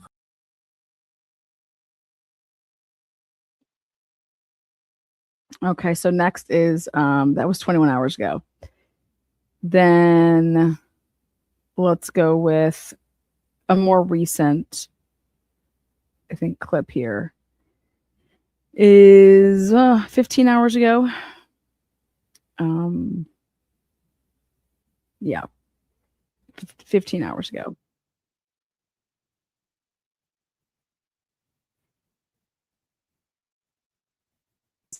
Just kind of found like a quiet place up here off the main drag to talk to you guys.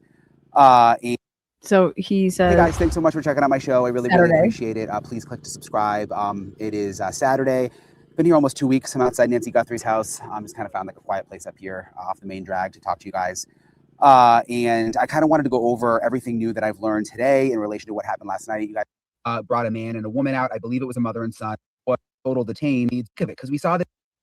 There's something about them that fit their theory of the crime or theory of the suspect is my guess. If it could be somebody's come up with a profile and both of these guys both of these residences they hit had a mom with her son living with her.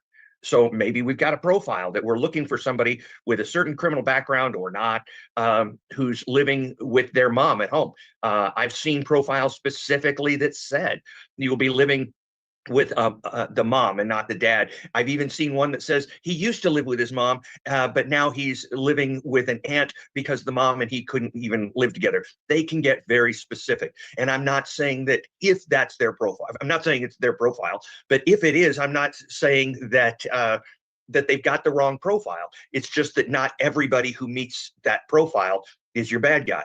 And so they're having to balance, how close do we think this meets the totality of the circumstances?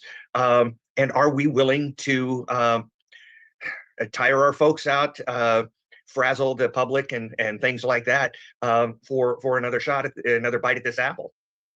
Yeah. Okay, there you have it. Lining up, that was a federal search warrant. So what happened with Carlos, the search warrant I have is from Pima County.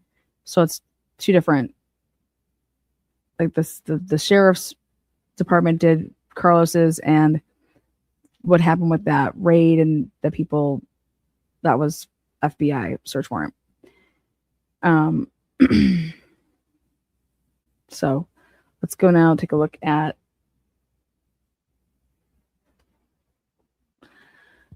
we're going to go to Harvey. Harvey needs to be heard over here at TMZ and his crazy shit. So 23 hours ago,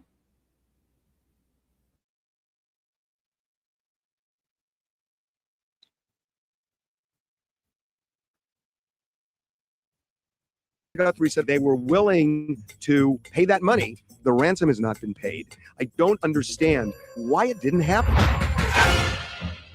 Welcome to the Two Angry Men podcast. Mark, I am telling you, based on a phone call we're on right now as you and I are talking, that my staff is on, that the authorities are vitally interested in this ransom note that we received in the Nancy Guthrie case.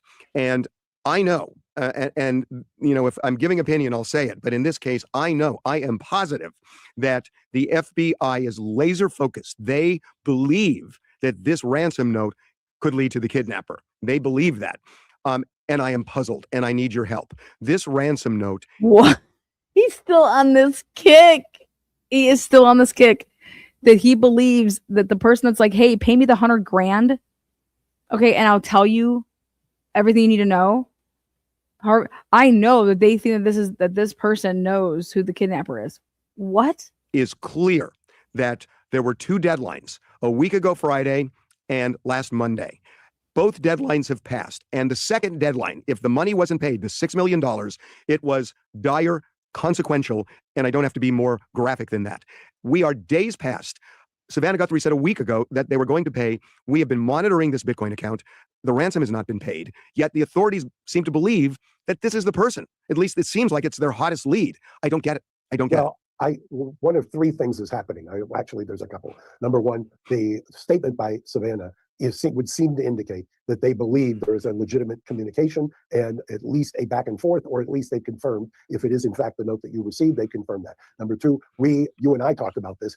You had characterized the note as very well structured, and somebody, the subject, or who was educated, and that it was not AI. And all of that leads me to believe also that potentially there was another outreach by the same person. And when they realized that, in fact, you could trace Bitcoin, that they had to scramble and do something else. I mean, there's always this common belief that the Bitcoin is untraceable, which is not the case. I can stop you on that, because there was a second note from the person who wrote the first one.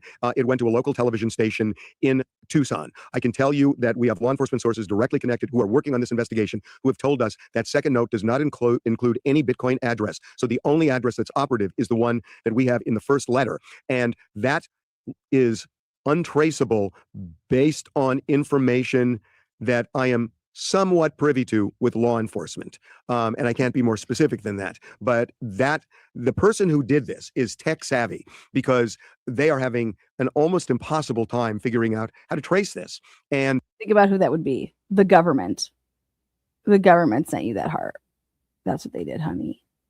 That's who sent you that. The Bitcoin is secure.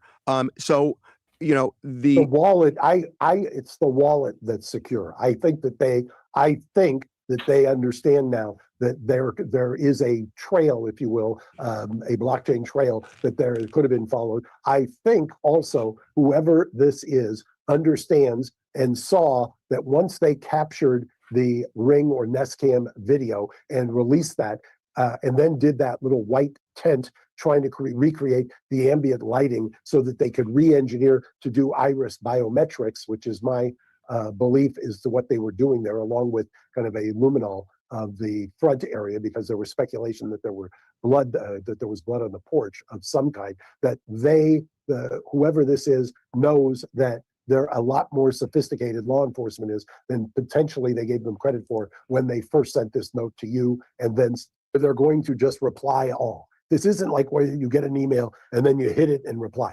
They were using specifically the videotape to communicate back based upon their belief that the first communication and the second communication were accurate. And they were adopting language and using words that I don't want to call it code, other than they were sending a very specific message to them that they were willing to pay, obviously, but number two, that they understood and were referencing the specific note by the verbiage that was used. That clearly has not happened yet based on the communications that we've been having. And there's more I could say about that, but I can't right now. But wait, just to be clear. Yeah. The money that was placed in the account, by all accounts, was not the amount demanded. Oh, no, it's not in the universe. Not in the universe. No, right. No. So given that, if there was an ability to somehow trace that Bitcoin account, that would have been done by now. I can assure you of that. Well, I think that's why. Let me take a wild guess. Why the money that was put in or deposited or that you saw the activity has remained dormant since it was placed in there. Fair enough. Yeah, and that's why. Because I think somebody realized, you got a highly intelligent person who realizes, this isn't as easy or as unsophisticated as I thought. Yes, they can take a look. I'm just telling you based on my experience, So basically what he's saying here is that they didn't do somebody deposited like a couple $100, okay? And then it's like, because that's what I was saying, well, why don't you deposit something and then watch it move, trace it? You know what I mean? If you say you can do all this stuff, I think you have to move the money. If you don't move the money, then you can't trace it. And so that's why the money didn't move.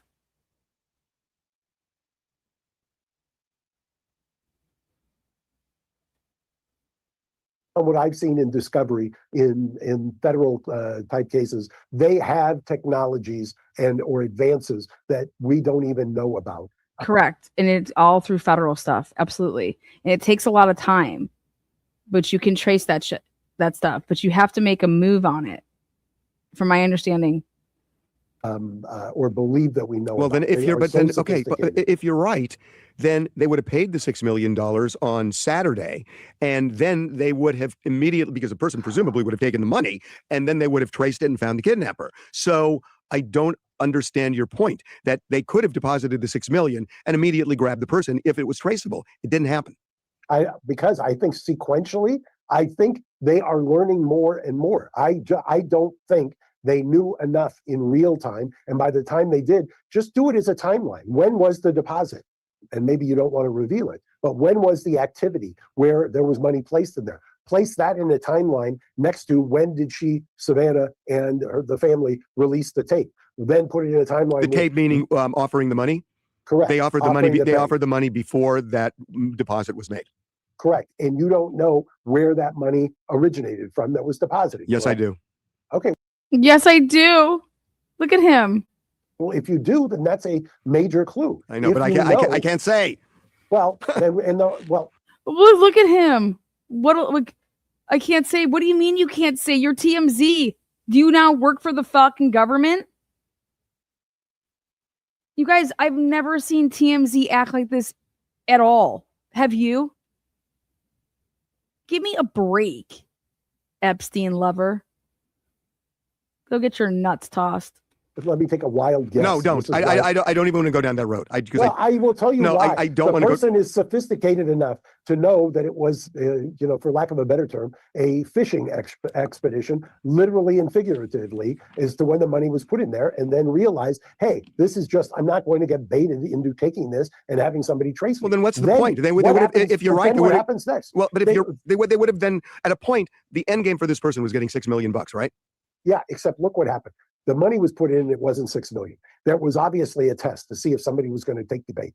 They didn't take the bait immediately, and the deadline passed. And then what happens next? What happens next is there is a law enforcement release of the video that was taken by either the Ring or the Nest camera that wasn't subscribed. Well, there is a chess game that is going on here. So I think you are assuming too much based on what we know. You're assuming way too much about the investigation.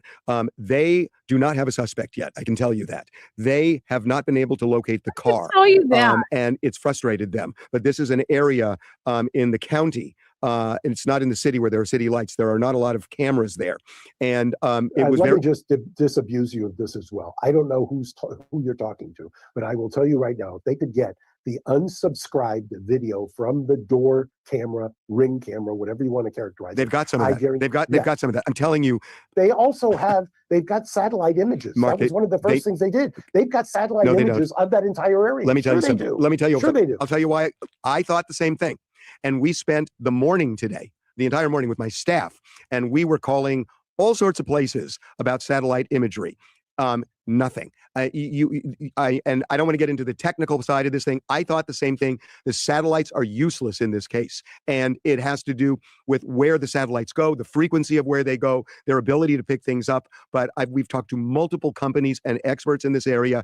I thought the same thing. Satellites are useless. So what they've got is they've got this video that, we've been able to figure out A week ago, Harvey, would you have ever believed that somebody who was not subscribing to Ring or Nest, that they would be capturing images on a non-subscribed, non-paying camera?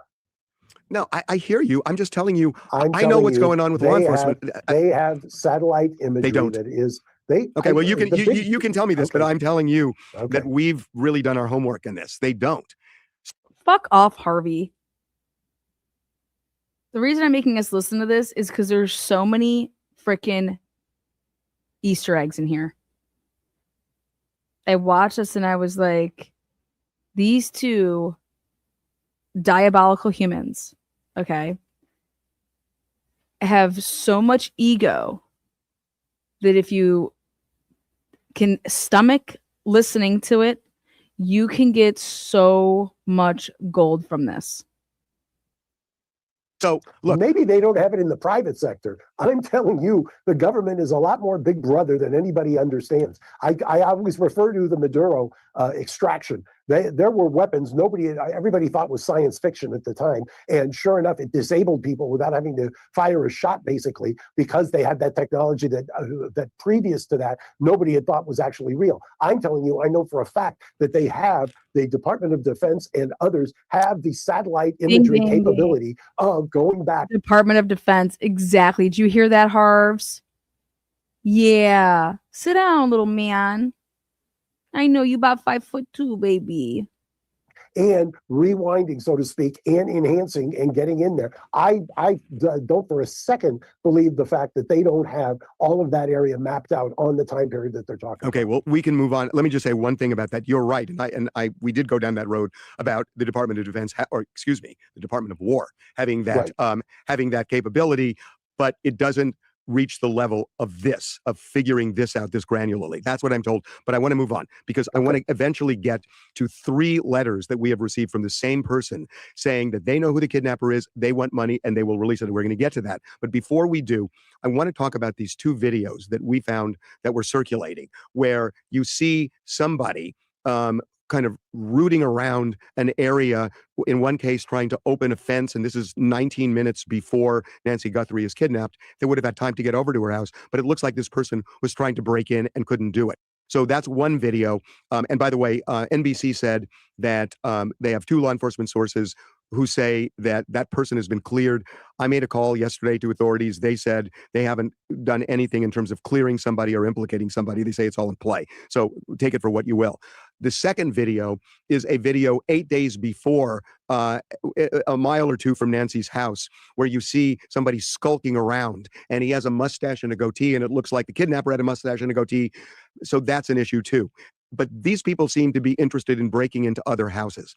I have a problem with this whole concept of maybe there were people who were breaking in who happened to then go over to Nancy's house and try to do the same thing. This does not feel like a robbery gone bad or a burglary gone bad to me for a couple of reasons. One is that, you can start trying to connect the dots, but we haven't been able to nail anything we've seen, even though the police are looking for it. The bigger thing is when you look at this kidnapper, this guy's got the gun in the middle cord with it. He also has a revolver, but Nancy was traveling enough recently that you would be able to just go to her house when she's not there.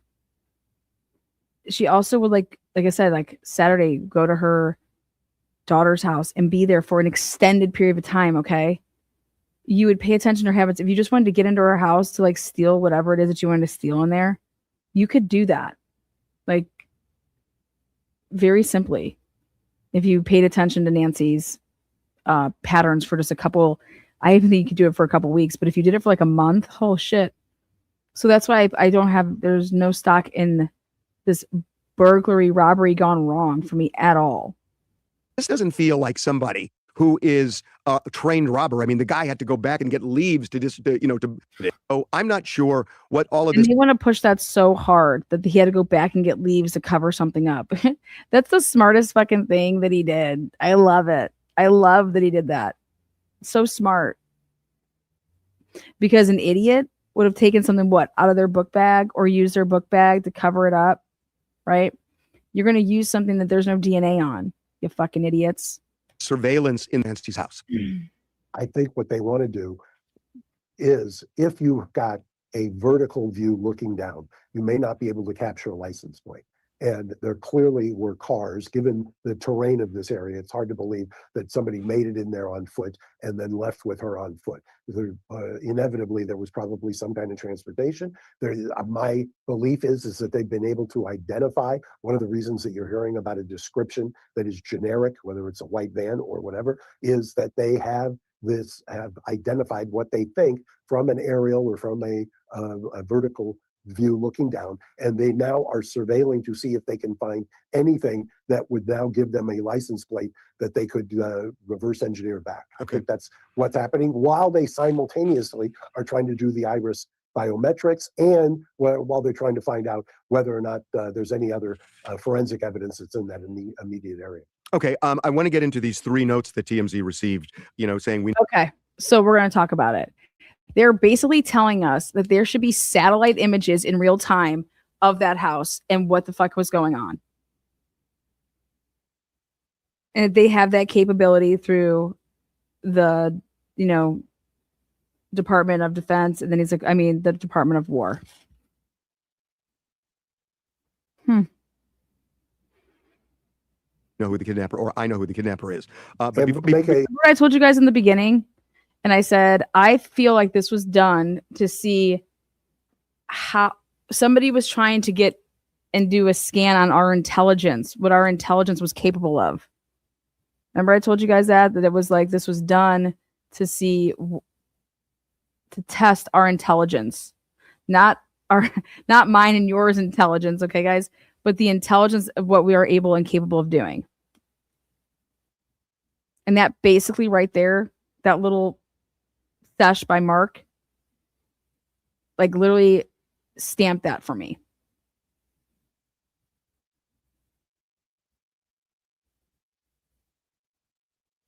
And these are different notes than the one that was first sent. Well, the first one was sent presumably by the kidnapper. These are Correct. people, this note is being sent, 3 notes being sent by somebody who says, I know who the kidnapper is and I want money and I'll give you the information. Before I get into it, I just want to make one quick aside because it was such a bizarre phone call. I spoke to somebody today who lives in that Tucson area, about 2 miles from Nancy in a gated community. And he was saying that one of the concerns, and I'm not suggesting this, it was just a bizarre thing. He was saying that one of the concerns in that area is they have had home invasions with members of cartels, and that there have been occasions where they've gone to the wrong house. And look, I have no knowledge of this, but it was such a bizarre conversation. This guy worked for the government. And well, I also heard a local law enforcement person saying that virtually the same thing, that those of you who... But that's exactly what I'm saying. But situations like this, when you want to show and explain to people that, hey, we have this capability, we should be using it for X, Y, and Z. Like this is agenda pushing. This is we have the capability to survey everything. And then what you're continuing to see is all of our rights being chipped away at. Chip. We're gonna chip away at that. We're gonna chip away at that. Oh, what's the matter? We can just do this and da. It's very interesting. It's very interesting. Don't live here and don't understand the proximity to the border, don't understand that there is activity that goes on here that may not be, that is foreign to somebody who lives in LA or New York. yeah, okay. So let's get into these 3 Malaysia emails that we Flight received. 370. So the is first talking one about? we get Oh my God. is I have to just stop my tracks. Are you talking about the Flight 370, the Malaysia flight? Do you guys remember that flight? And I was on vacation. I was in the Virgin Islands when that happened. And literally my trip was consumed watching the reports of the Malaysia 370 flight. You know what? I'm going to do a live on that. If you guys followed that ever, I'm going to do a live on the Malaysia flight because I have so much to say about that. That consumed my life while I was celebrating my birthday in St. Thomas. And I was just like, someone I think had just put that in there. And I'm like, you know what? I want to talk about that case. Because it was just the most wildest shit. And the people that were on that flight to me were wild as shit. a few days back. And the person is saying, and let me just get the right one here. Don't want to show this. The first one is short and to the point, that this person has tried reaching the Guthrie family. If they want the name of the individual, I want 1 Bitcoin to the following wallet. They give an address. We have the address. So the 1 Bitcoin is worth about $67,000 right now. It fluctuates, but it's about 67,000. So then we get a second email, and it's the next day on Thursday, and this one is ominous. They're suggesting the situation has changed for Nancy.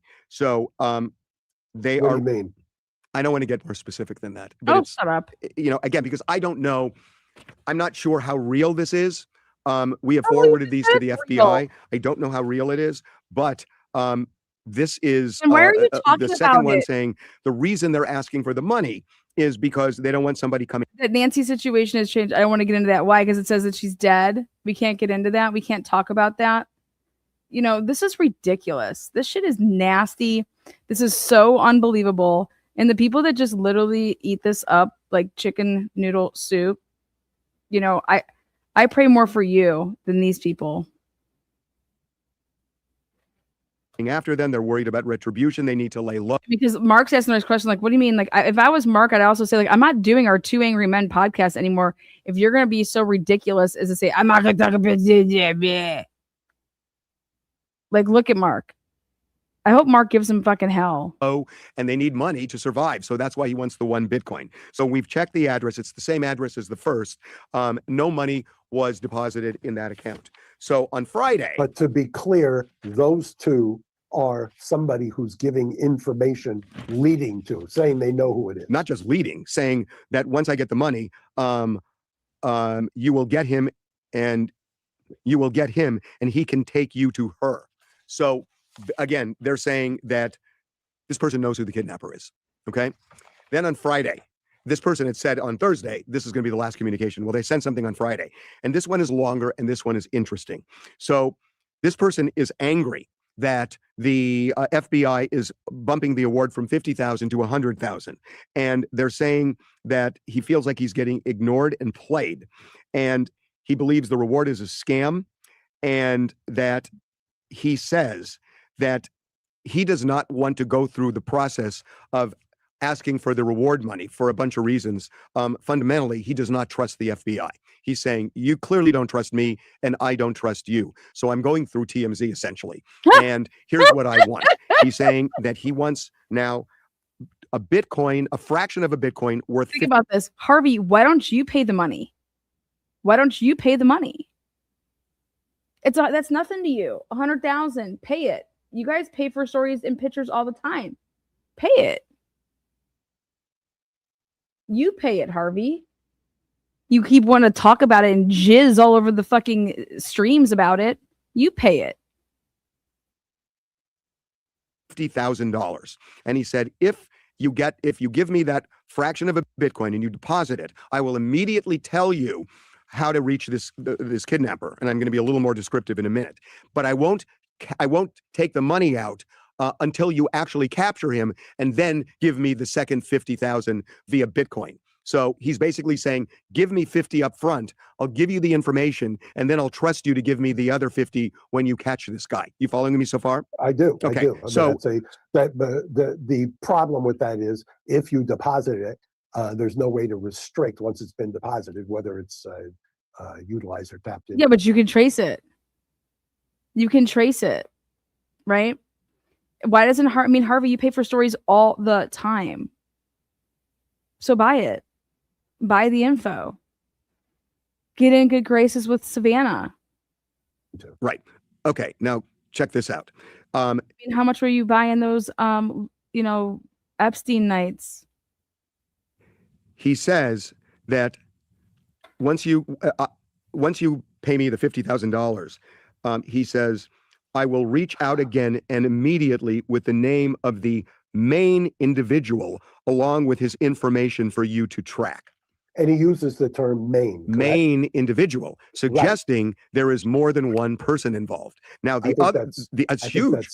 Right. I think so too. Now, the other thing he says is that he's not only concerned about his safety, he says he's concerned about his, quote, possible freedom. So it's almost as if he feels like they may try to implicate him, that he's that close and knows this, because he literally says he's concerned about his possible freedom. How else do you interpret that other than to mean he's afraid he's going to get arrested? And he mentioned that in the prior one too. So he's afraid he's going to get arrested, according to this guy. He says that there is a main individual, and, you know. Think about it. Why hasn't TMZ just paid this? You literally make podcast after podcast after a little short clip after a little short clip about this dude. You are jizzing all over him and you're so excited. Harvey, buy it, baby. Pay it. And again, this is ominous again regarding Nancy, but you know, he says this is the last time he's going to do it. I just find it really fascinating that he is insinuating here that more than one person is involved, and he's almost putting himself close to the flame. Yeah, and I think that's exactly what he's doing. And it sounds like it's potentially somebody who's a Confederate, and obviously, and there's almost no reason not to, especially given what we know and what we've discussed, to deposit, if we think this is legit, for somebody to deposit the 50, get the name and see if it's legit or if it's just a scam. It could be something to do if it's a scam, it's a crime. But if it's not a scam and this person really knows, sending the emails themselves, I don't believe it's a crime. I mean, this guy. Remember what I told you guys the other day? I was like, this person cannot get in trouble for obstruction of justice, right? But if it's a scam, it's a crime, right? Harvey, pay the money, go get scammed. Okay? And see if it's legit or if it's just a scam. If it's a scam, it's somebody to deposit the 50, get the name and see if it's legit or if it's just a scam. Oh, look at that, Mark. Mark, we're dancing over here. Just like pay it. Pay the 50. Pay the 50. That ain't shit. Pay the 50. Yeah. If it's a scam, it's a crime. But if it's not a scam and this person really knows, sending the emails themselves, I don't believe is a crime. I mean, this guy is just mercenary. No, not a crime. None of this is a crime. Even if he was lying to you, okay, it's not a crime. If he still sends you a name and does everything, hey, that's who I believe did it. You paid for the information. Here you go. I gave it to you.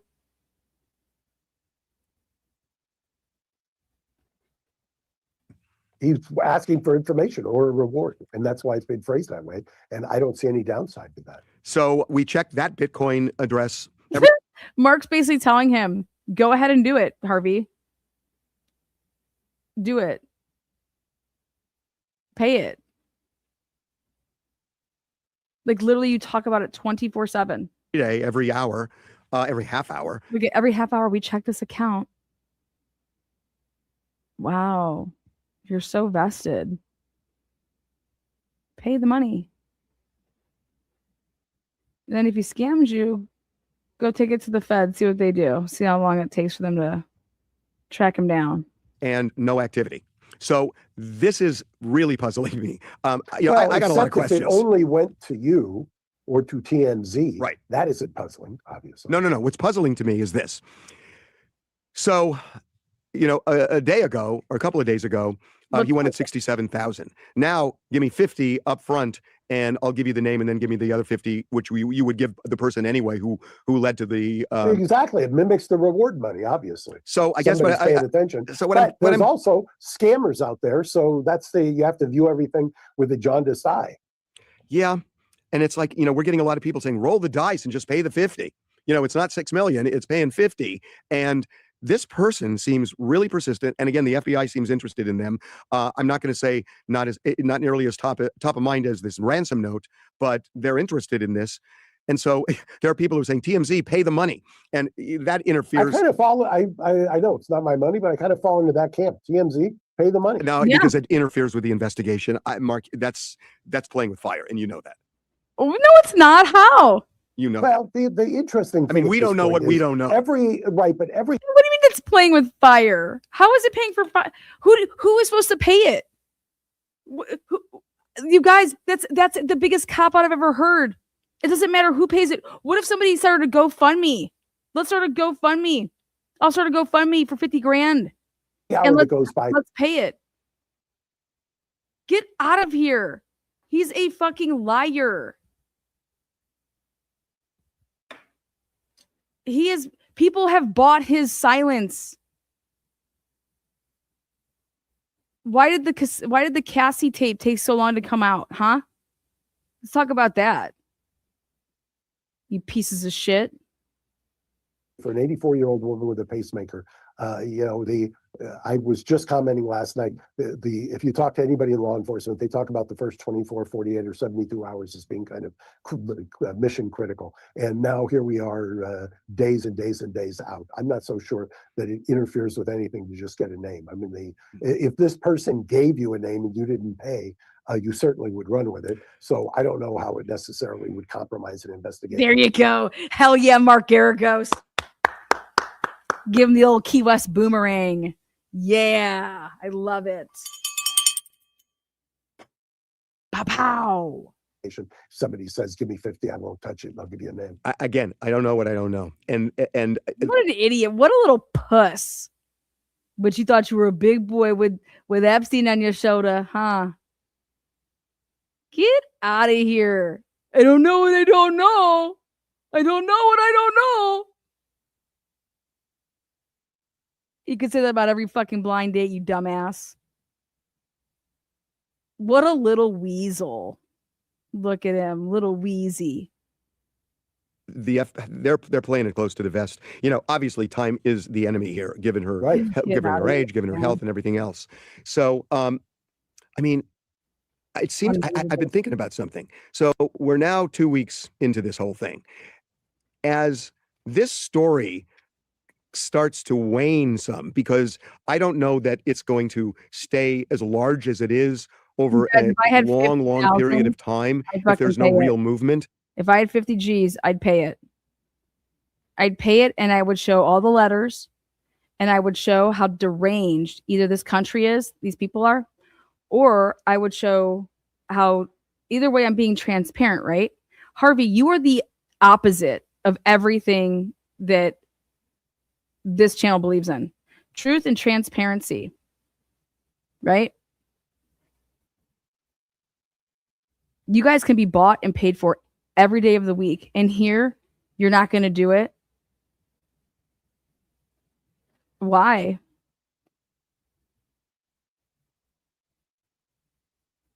$50,000 to TMZ is like $5.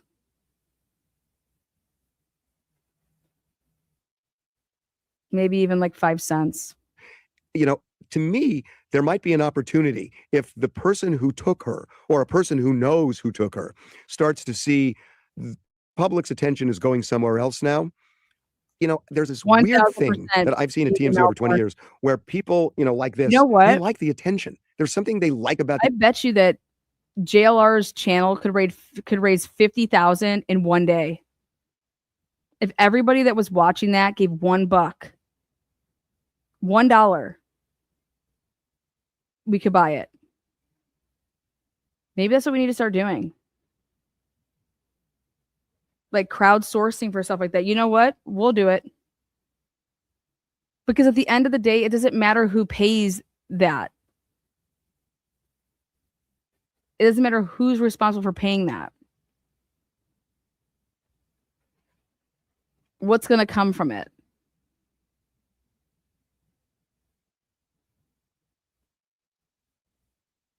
I'm actually going to look up and read into GoFundMe's like terms of service. I want to look into the PayPal pool too. I want to see if their terms of service have anything to do with like a ransom.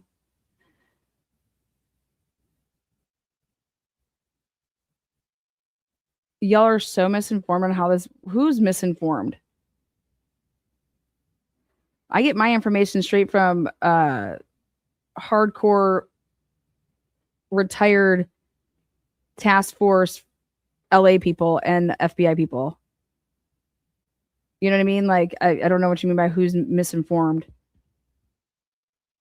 We're not misinformed here. the attention.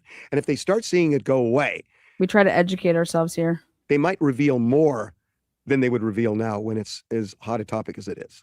Well, look, if the first note was this person didn't commit the kidnapping now. That's why I think it should be paid. Is this person basically is saying, I don't trust giving the information to the feds because somehow they're going to rope me into that I had something to do with this. Okay. So I don't trust them. And how many people can raise their hand and say, yeah, they actually make sense that you don't trust law enforcement. There are so many people out there that do not trust law enforcement. Right? And I would hope that everybody would be honest and admit that, because yeah, why would I do that? Then I'm not going to get the money, but here I'm going to put myself in hella danger for what? For what? To not be protected, to be actually seen as part of the, kidnapping. Get out of here. So this person is like, here, why don't I go about it this way? And thought that, and I would have been talking to TMZ, like, I thought y'all would have had my back with this. Okay. And I would have come at them from a totally different like angle with it. But whatever. We don't pay kidnappers. We don't pay ransoms. That's not what we're paying for, though. They already offered up the $100,000 reward for the information. This person wants to give that up, but they want it to be done this way because they don't trust law enforcement to ever see that. But more importantly, what I think is they're nervous that it's going to tie them up in the case, because anytime you come forward, look at Richard Allen. Richard motherfucking Allen. I tell people, sit down, shut up, don't say a word. Helping investigators nowadays, then they want to come at you from the left. It's like, get out of here.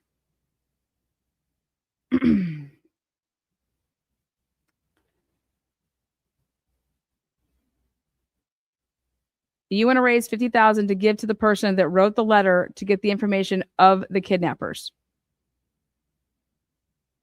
I want to pay for transparency, and I want every letter that you sent Harvey, TMZ, and I want to put it out there. Full transparency. Here's your $50K. Give up the name. And interview you.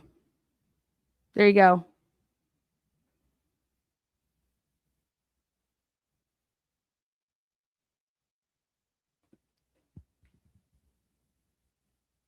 Don't you think that Harvey would have done it that way in any other case?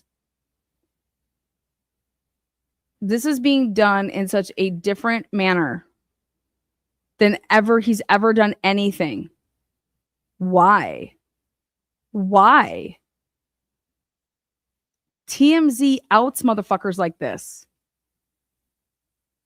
TMZ is a type of person or organization that you can literally buy for a scandal. You can buy to be protected. You can buy to have somebody, well, hey, don't write on this, go and write over here. Depending on who you know. And okay, we're going to call up Harvey and we're going to make it happen. And that makes me sick. And so here he wants to keep dangling this shit, literally talks about it and jizzes all over the place with it 24/7. Why? Why? The news is just supposed to be the news. The story should just be the stories, right? But here, when media is being compromised by, at the end of the day, what you are gonna put out and what you aren't gonna put out. Dude, Cassie got her ass beat the fuck down, and y'all hid that video. Okay. I remember when up in Cleveland, they got a hotel video of some of the Browns players. Okay. And one of them was an ex-chief. One of them went to my high school. All right. When he supposedly slapped the shit out of this girl.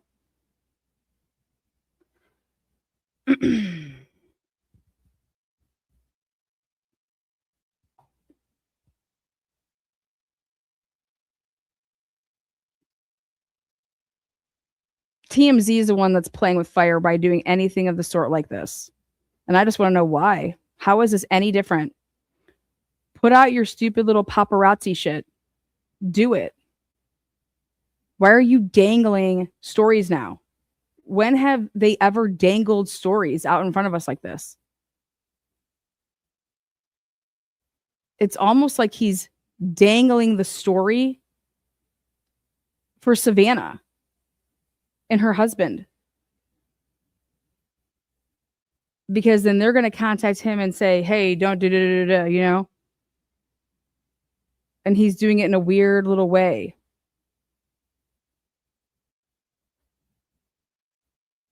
of those possibilities suggest it is somebody who wants the attention. Yeah. I mean, who are they reaching out to? Well, who are reaching out to? Somebody's reaching out to us. So Exactly. we're obviously looking. So look, here's what we got. We got a guy who's 5'9", 5'10". Yes, He's smart. Hunt. He is tech savvy. He does not seem particularly adept with firearms.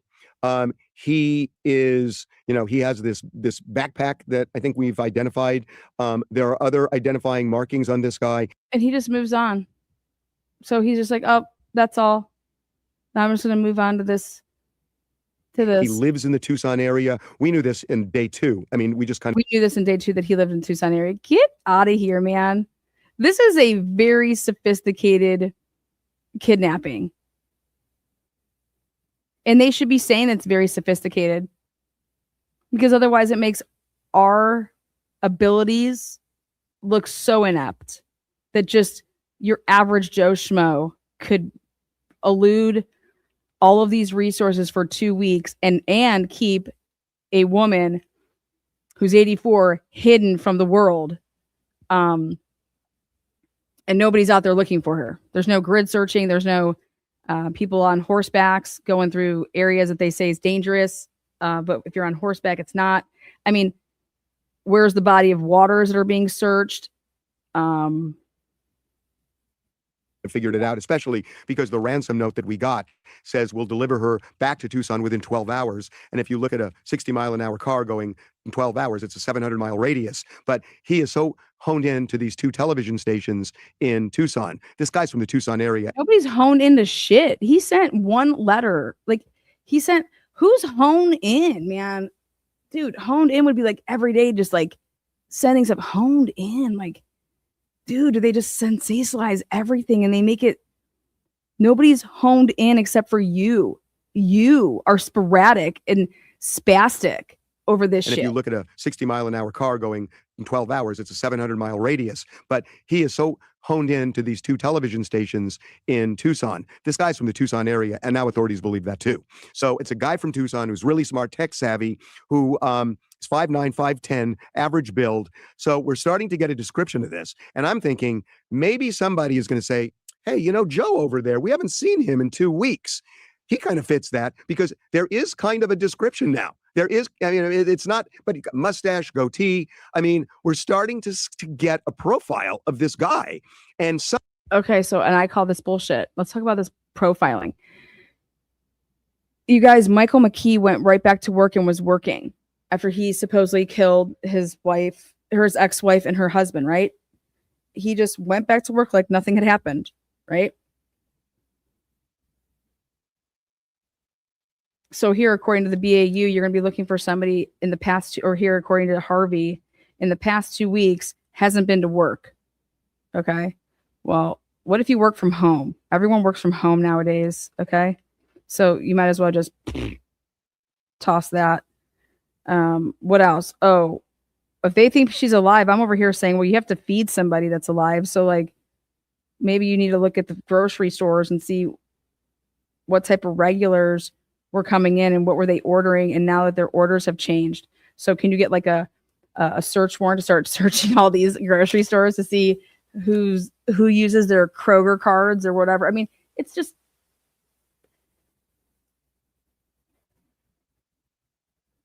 you have to feed somebody when they're alive, but if we got to do all of this, this is somebody that did a pretty good job. No, somebody is going to say, whatever happened to that guy that we used to see walking his dog every day? I'm serious.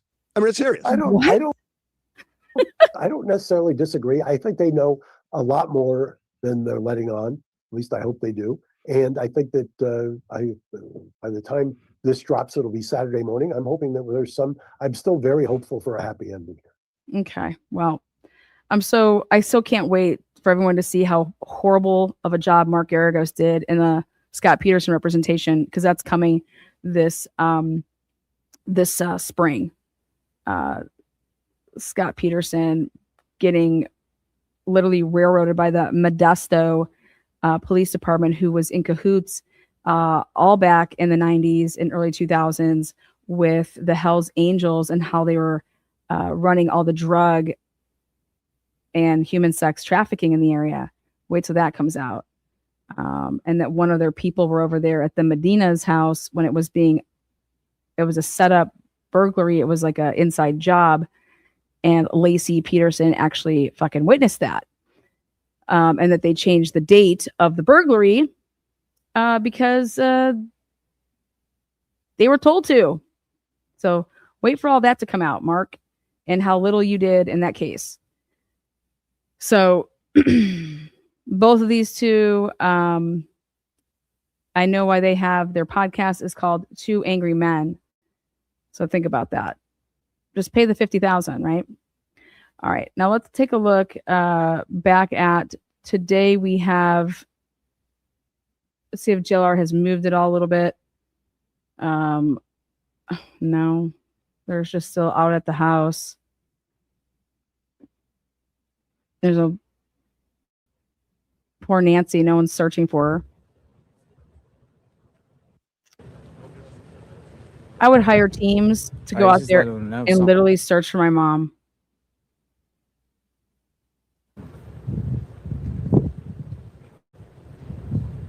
You have people go door to door, passing out flyers and knocking on the door and Just let saying, them know something.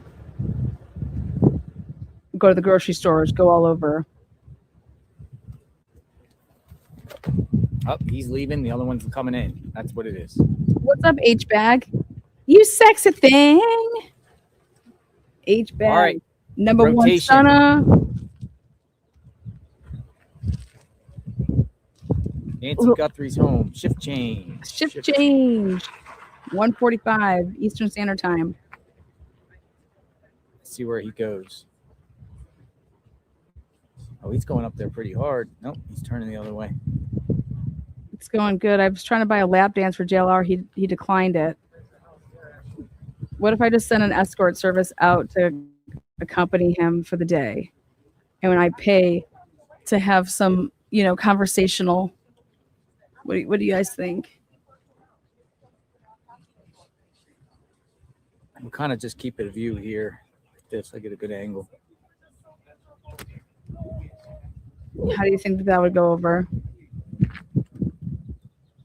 JLR thinks he's getting a sandwich. Nope. You're getting a nurse.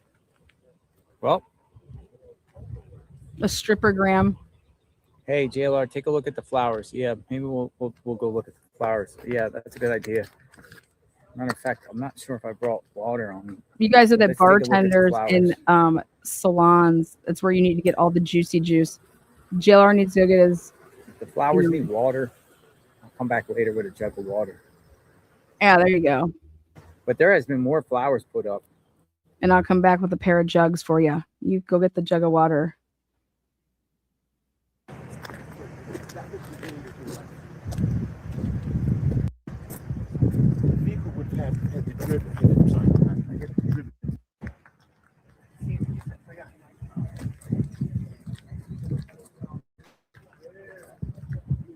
Flowers. Most of the flowers have like vases. They're like vases with water. Most of them. Yeah, all of them, actually. Nobody's searching. Water, water, water. Nobody's getting like volunteer search groups together. You know who that black guy is? I think he's a retired LE. Like he's social media, but he's retired LE. LE law enforcement.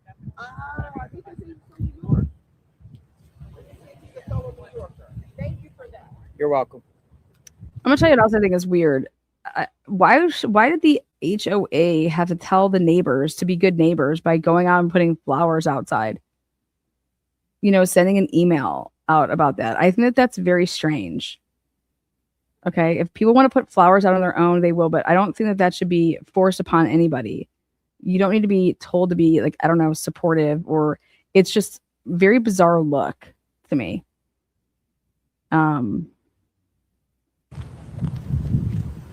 Hey, yeah, the HOA told us to come out here. One of the reporters, before the police came or the sheriff came, was talking to one of the reporters. So he said that the mom at that house got brought out, but they were accommodating to her. And she really, only the reason why she got brought out was because it's the house and she can't be present for a search. So they were accommodating her. They put her in the vehicle. They offered her a hotel. Now, what he said is, though, is he's talking about person detained down the road was possibly the guy that lived in the house, but that has been conflicting. It appears it's this whole separate person because Enton reported that you guys, two people how got can pulled out of the house. you guys? Let's be honest. Helping, like I have to be really. I'm so glad that you wrote this because, hey, how can we help? Oh, go take flowers out there. What? How can we help? I don't know. Maybe we can get a search teams together. I just know that a lot of people around there like to go walking. Okay, so why don't we get all that community to go walking in areas where what? I don't know. There's just no. Where's the Texas? What is it? Equinox search group with what's his name? Rick.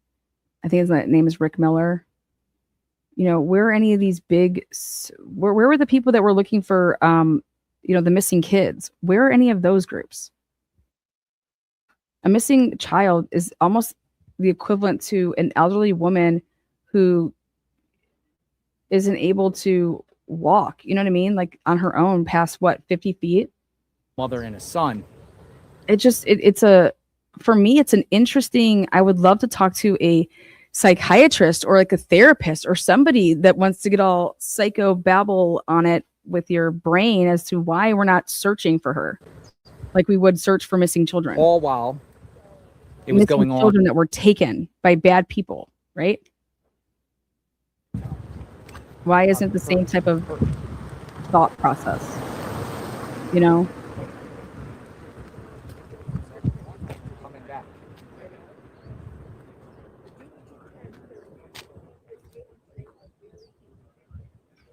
I got the door says they would have gave up on a child search by now, sadly.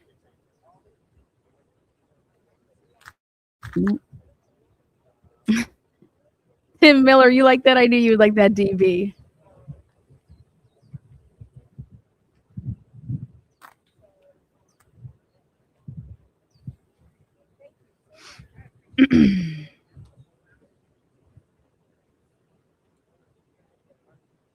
Wicked Wild Wise says, oh my God, I solved it. They were trafficking people through Nancy's house. LOL. Locals have been asking why no one on force is searching. Absolutely. Absolutely. The only person I see searching or what can seem like searching is literally JLR when he goes on his little walks that are away from this house. If I was JLR, I would rent a boat. Like asking somebody that could take you around where they have water. Get a little Popeye for the day and have a little can you imagine that? JLR water search. I know Lana in chat would search for me. Hell yeah. Subscribe to Carson. You know it. I'd be having like a rally. I think people need to go into bars and restaurants around there. Bartenders get so much. Yeah, I'm gonna try my best to try to find out the people at the house, more about them. The other places to go, the salon, people that work at the salons. Guthrie had to go get her hair done, right? Where was she getting her hair done? Did she get her nails done? JLR needs to hit up the salons. He likes to just, bounce around and talk. I think tomorrow he should go find out where Nancy got her hair done. The stuff that you and your chick talks to when she's dyeing your hair's in foil and it's underneath the lamp. I mean, it's like a 2-hour ordeal, and you're just shooting the shit. And if you're going in on a decent regular occurrence, then they're getting like a timeline of you. Like, oh yeah, she talked about this back then, and then she talked about this. So where's Nancy Guthrie's hairdresser?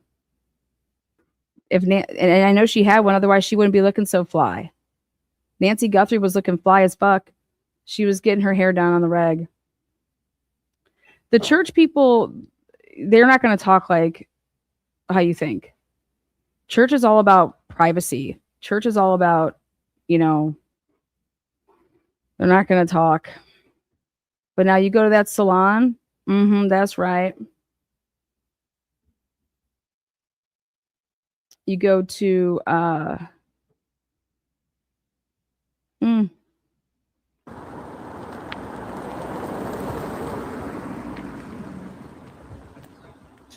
you could potentially go to the school that the brother-in-law worked at. The teacher's lounge is one of the number one gossip areas in all of our country, is going to be the teacher's lounge. So if you could find the teachers that worked with the brother-in-law to see, how things have been, and then what's the rumor mill saying now that, once this happened, what's the rumor mill in the teacher's lounge?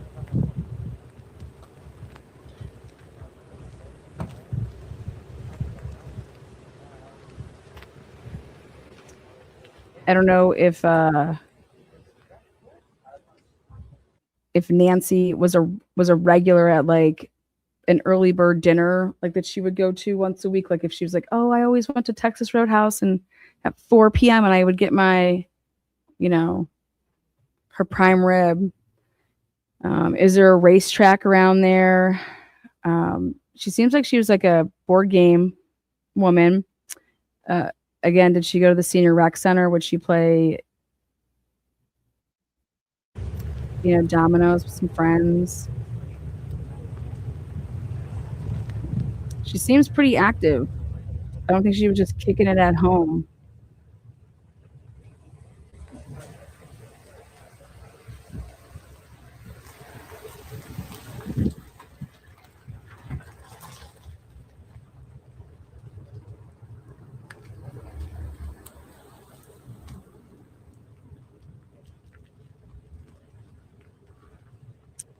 If there was a casino, I'm telling you, they use buses and they bus the seniors to the casino, and they get there like on Mondays through Wednesdays, and they're there from like at 9 o'clock in the morning until like noon.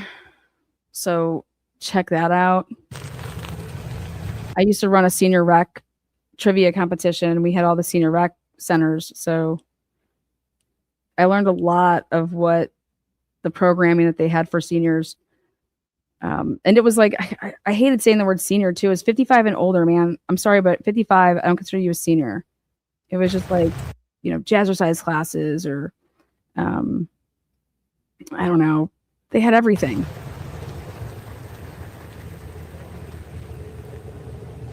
It was just a way to be social.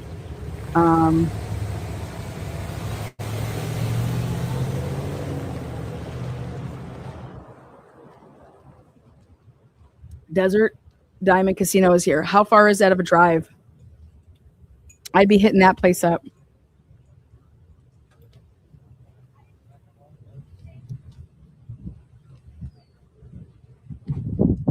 Yeah, new sheriff in town. You got a lot of guys New sheriff in town. that were looking for sugar mamas. Did Nancy fancy anyone? I mean, her husband died a long time ago, No men came in and through her life after that point.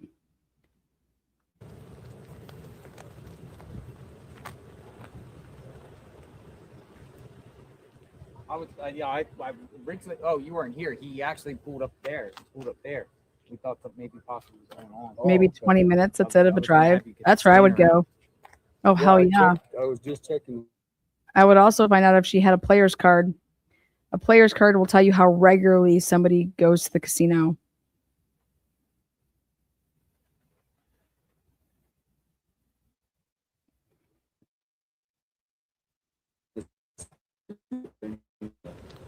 Anything came on this.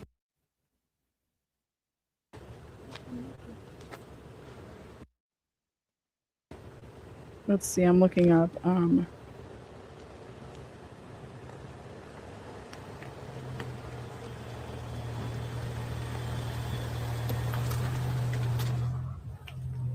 Okay, 1 hour ago, Brian Enton wants to report that an hour ago, the FBI statement on the gloves is confusing. I'm still trying to sort it out. Thank you, Brian, for admitting that your sources are confusing. This was in reference to the fact that people were like, so what? The people that were working were just littering basically and disposing their gloves all over because they gathered 16 pairs of gloves. It's like, what? You guys, like, that's just ridiculous.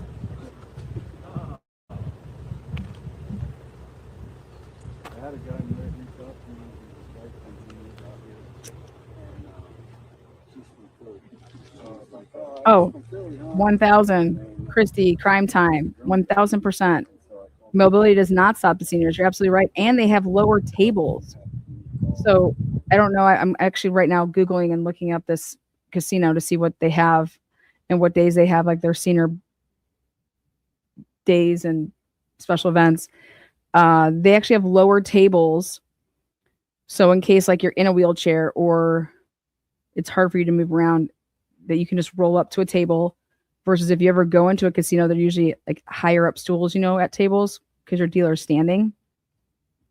But casinos do accommodate for, and it's not even just seniors, it's, anybody that could be struggling in a mobility capacity.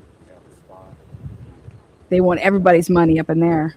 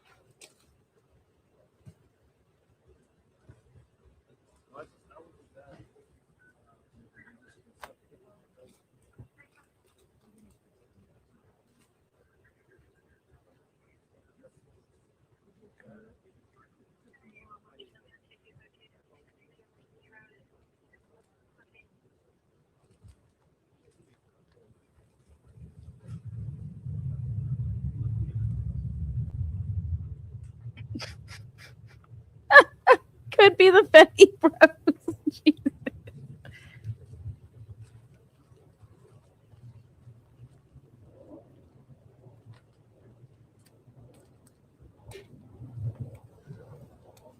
Hello. How's it going?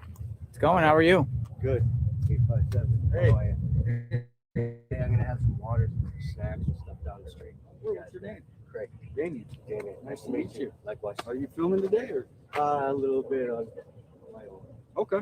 Nothing Yeah, big. we'll be here. All right, sounds good.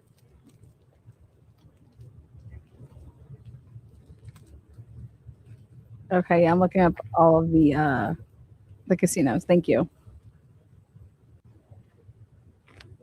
All right. Well, we'll be back, guys. Oh yeah, did you find the weather?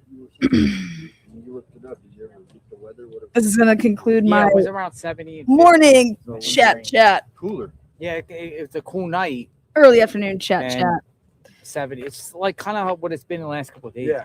This is what it. We will be back. Again, keeping an eye on things. Want to say thank you for all of you guys that were joining in. John, this is my new item. I still love that. Sherry. And then William, you rock. All right, guys, be kind to one another. Do me a favor at some point. You're going to have an opinion about the stream. Thumbs it up or thumbs it down. You have an opinion. Make yourself known. I'll never tell you how to think. That's all up to you. We'll see you back a little bit later.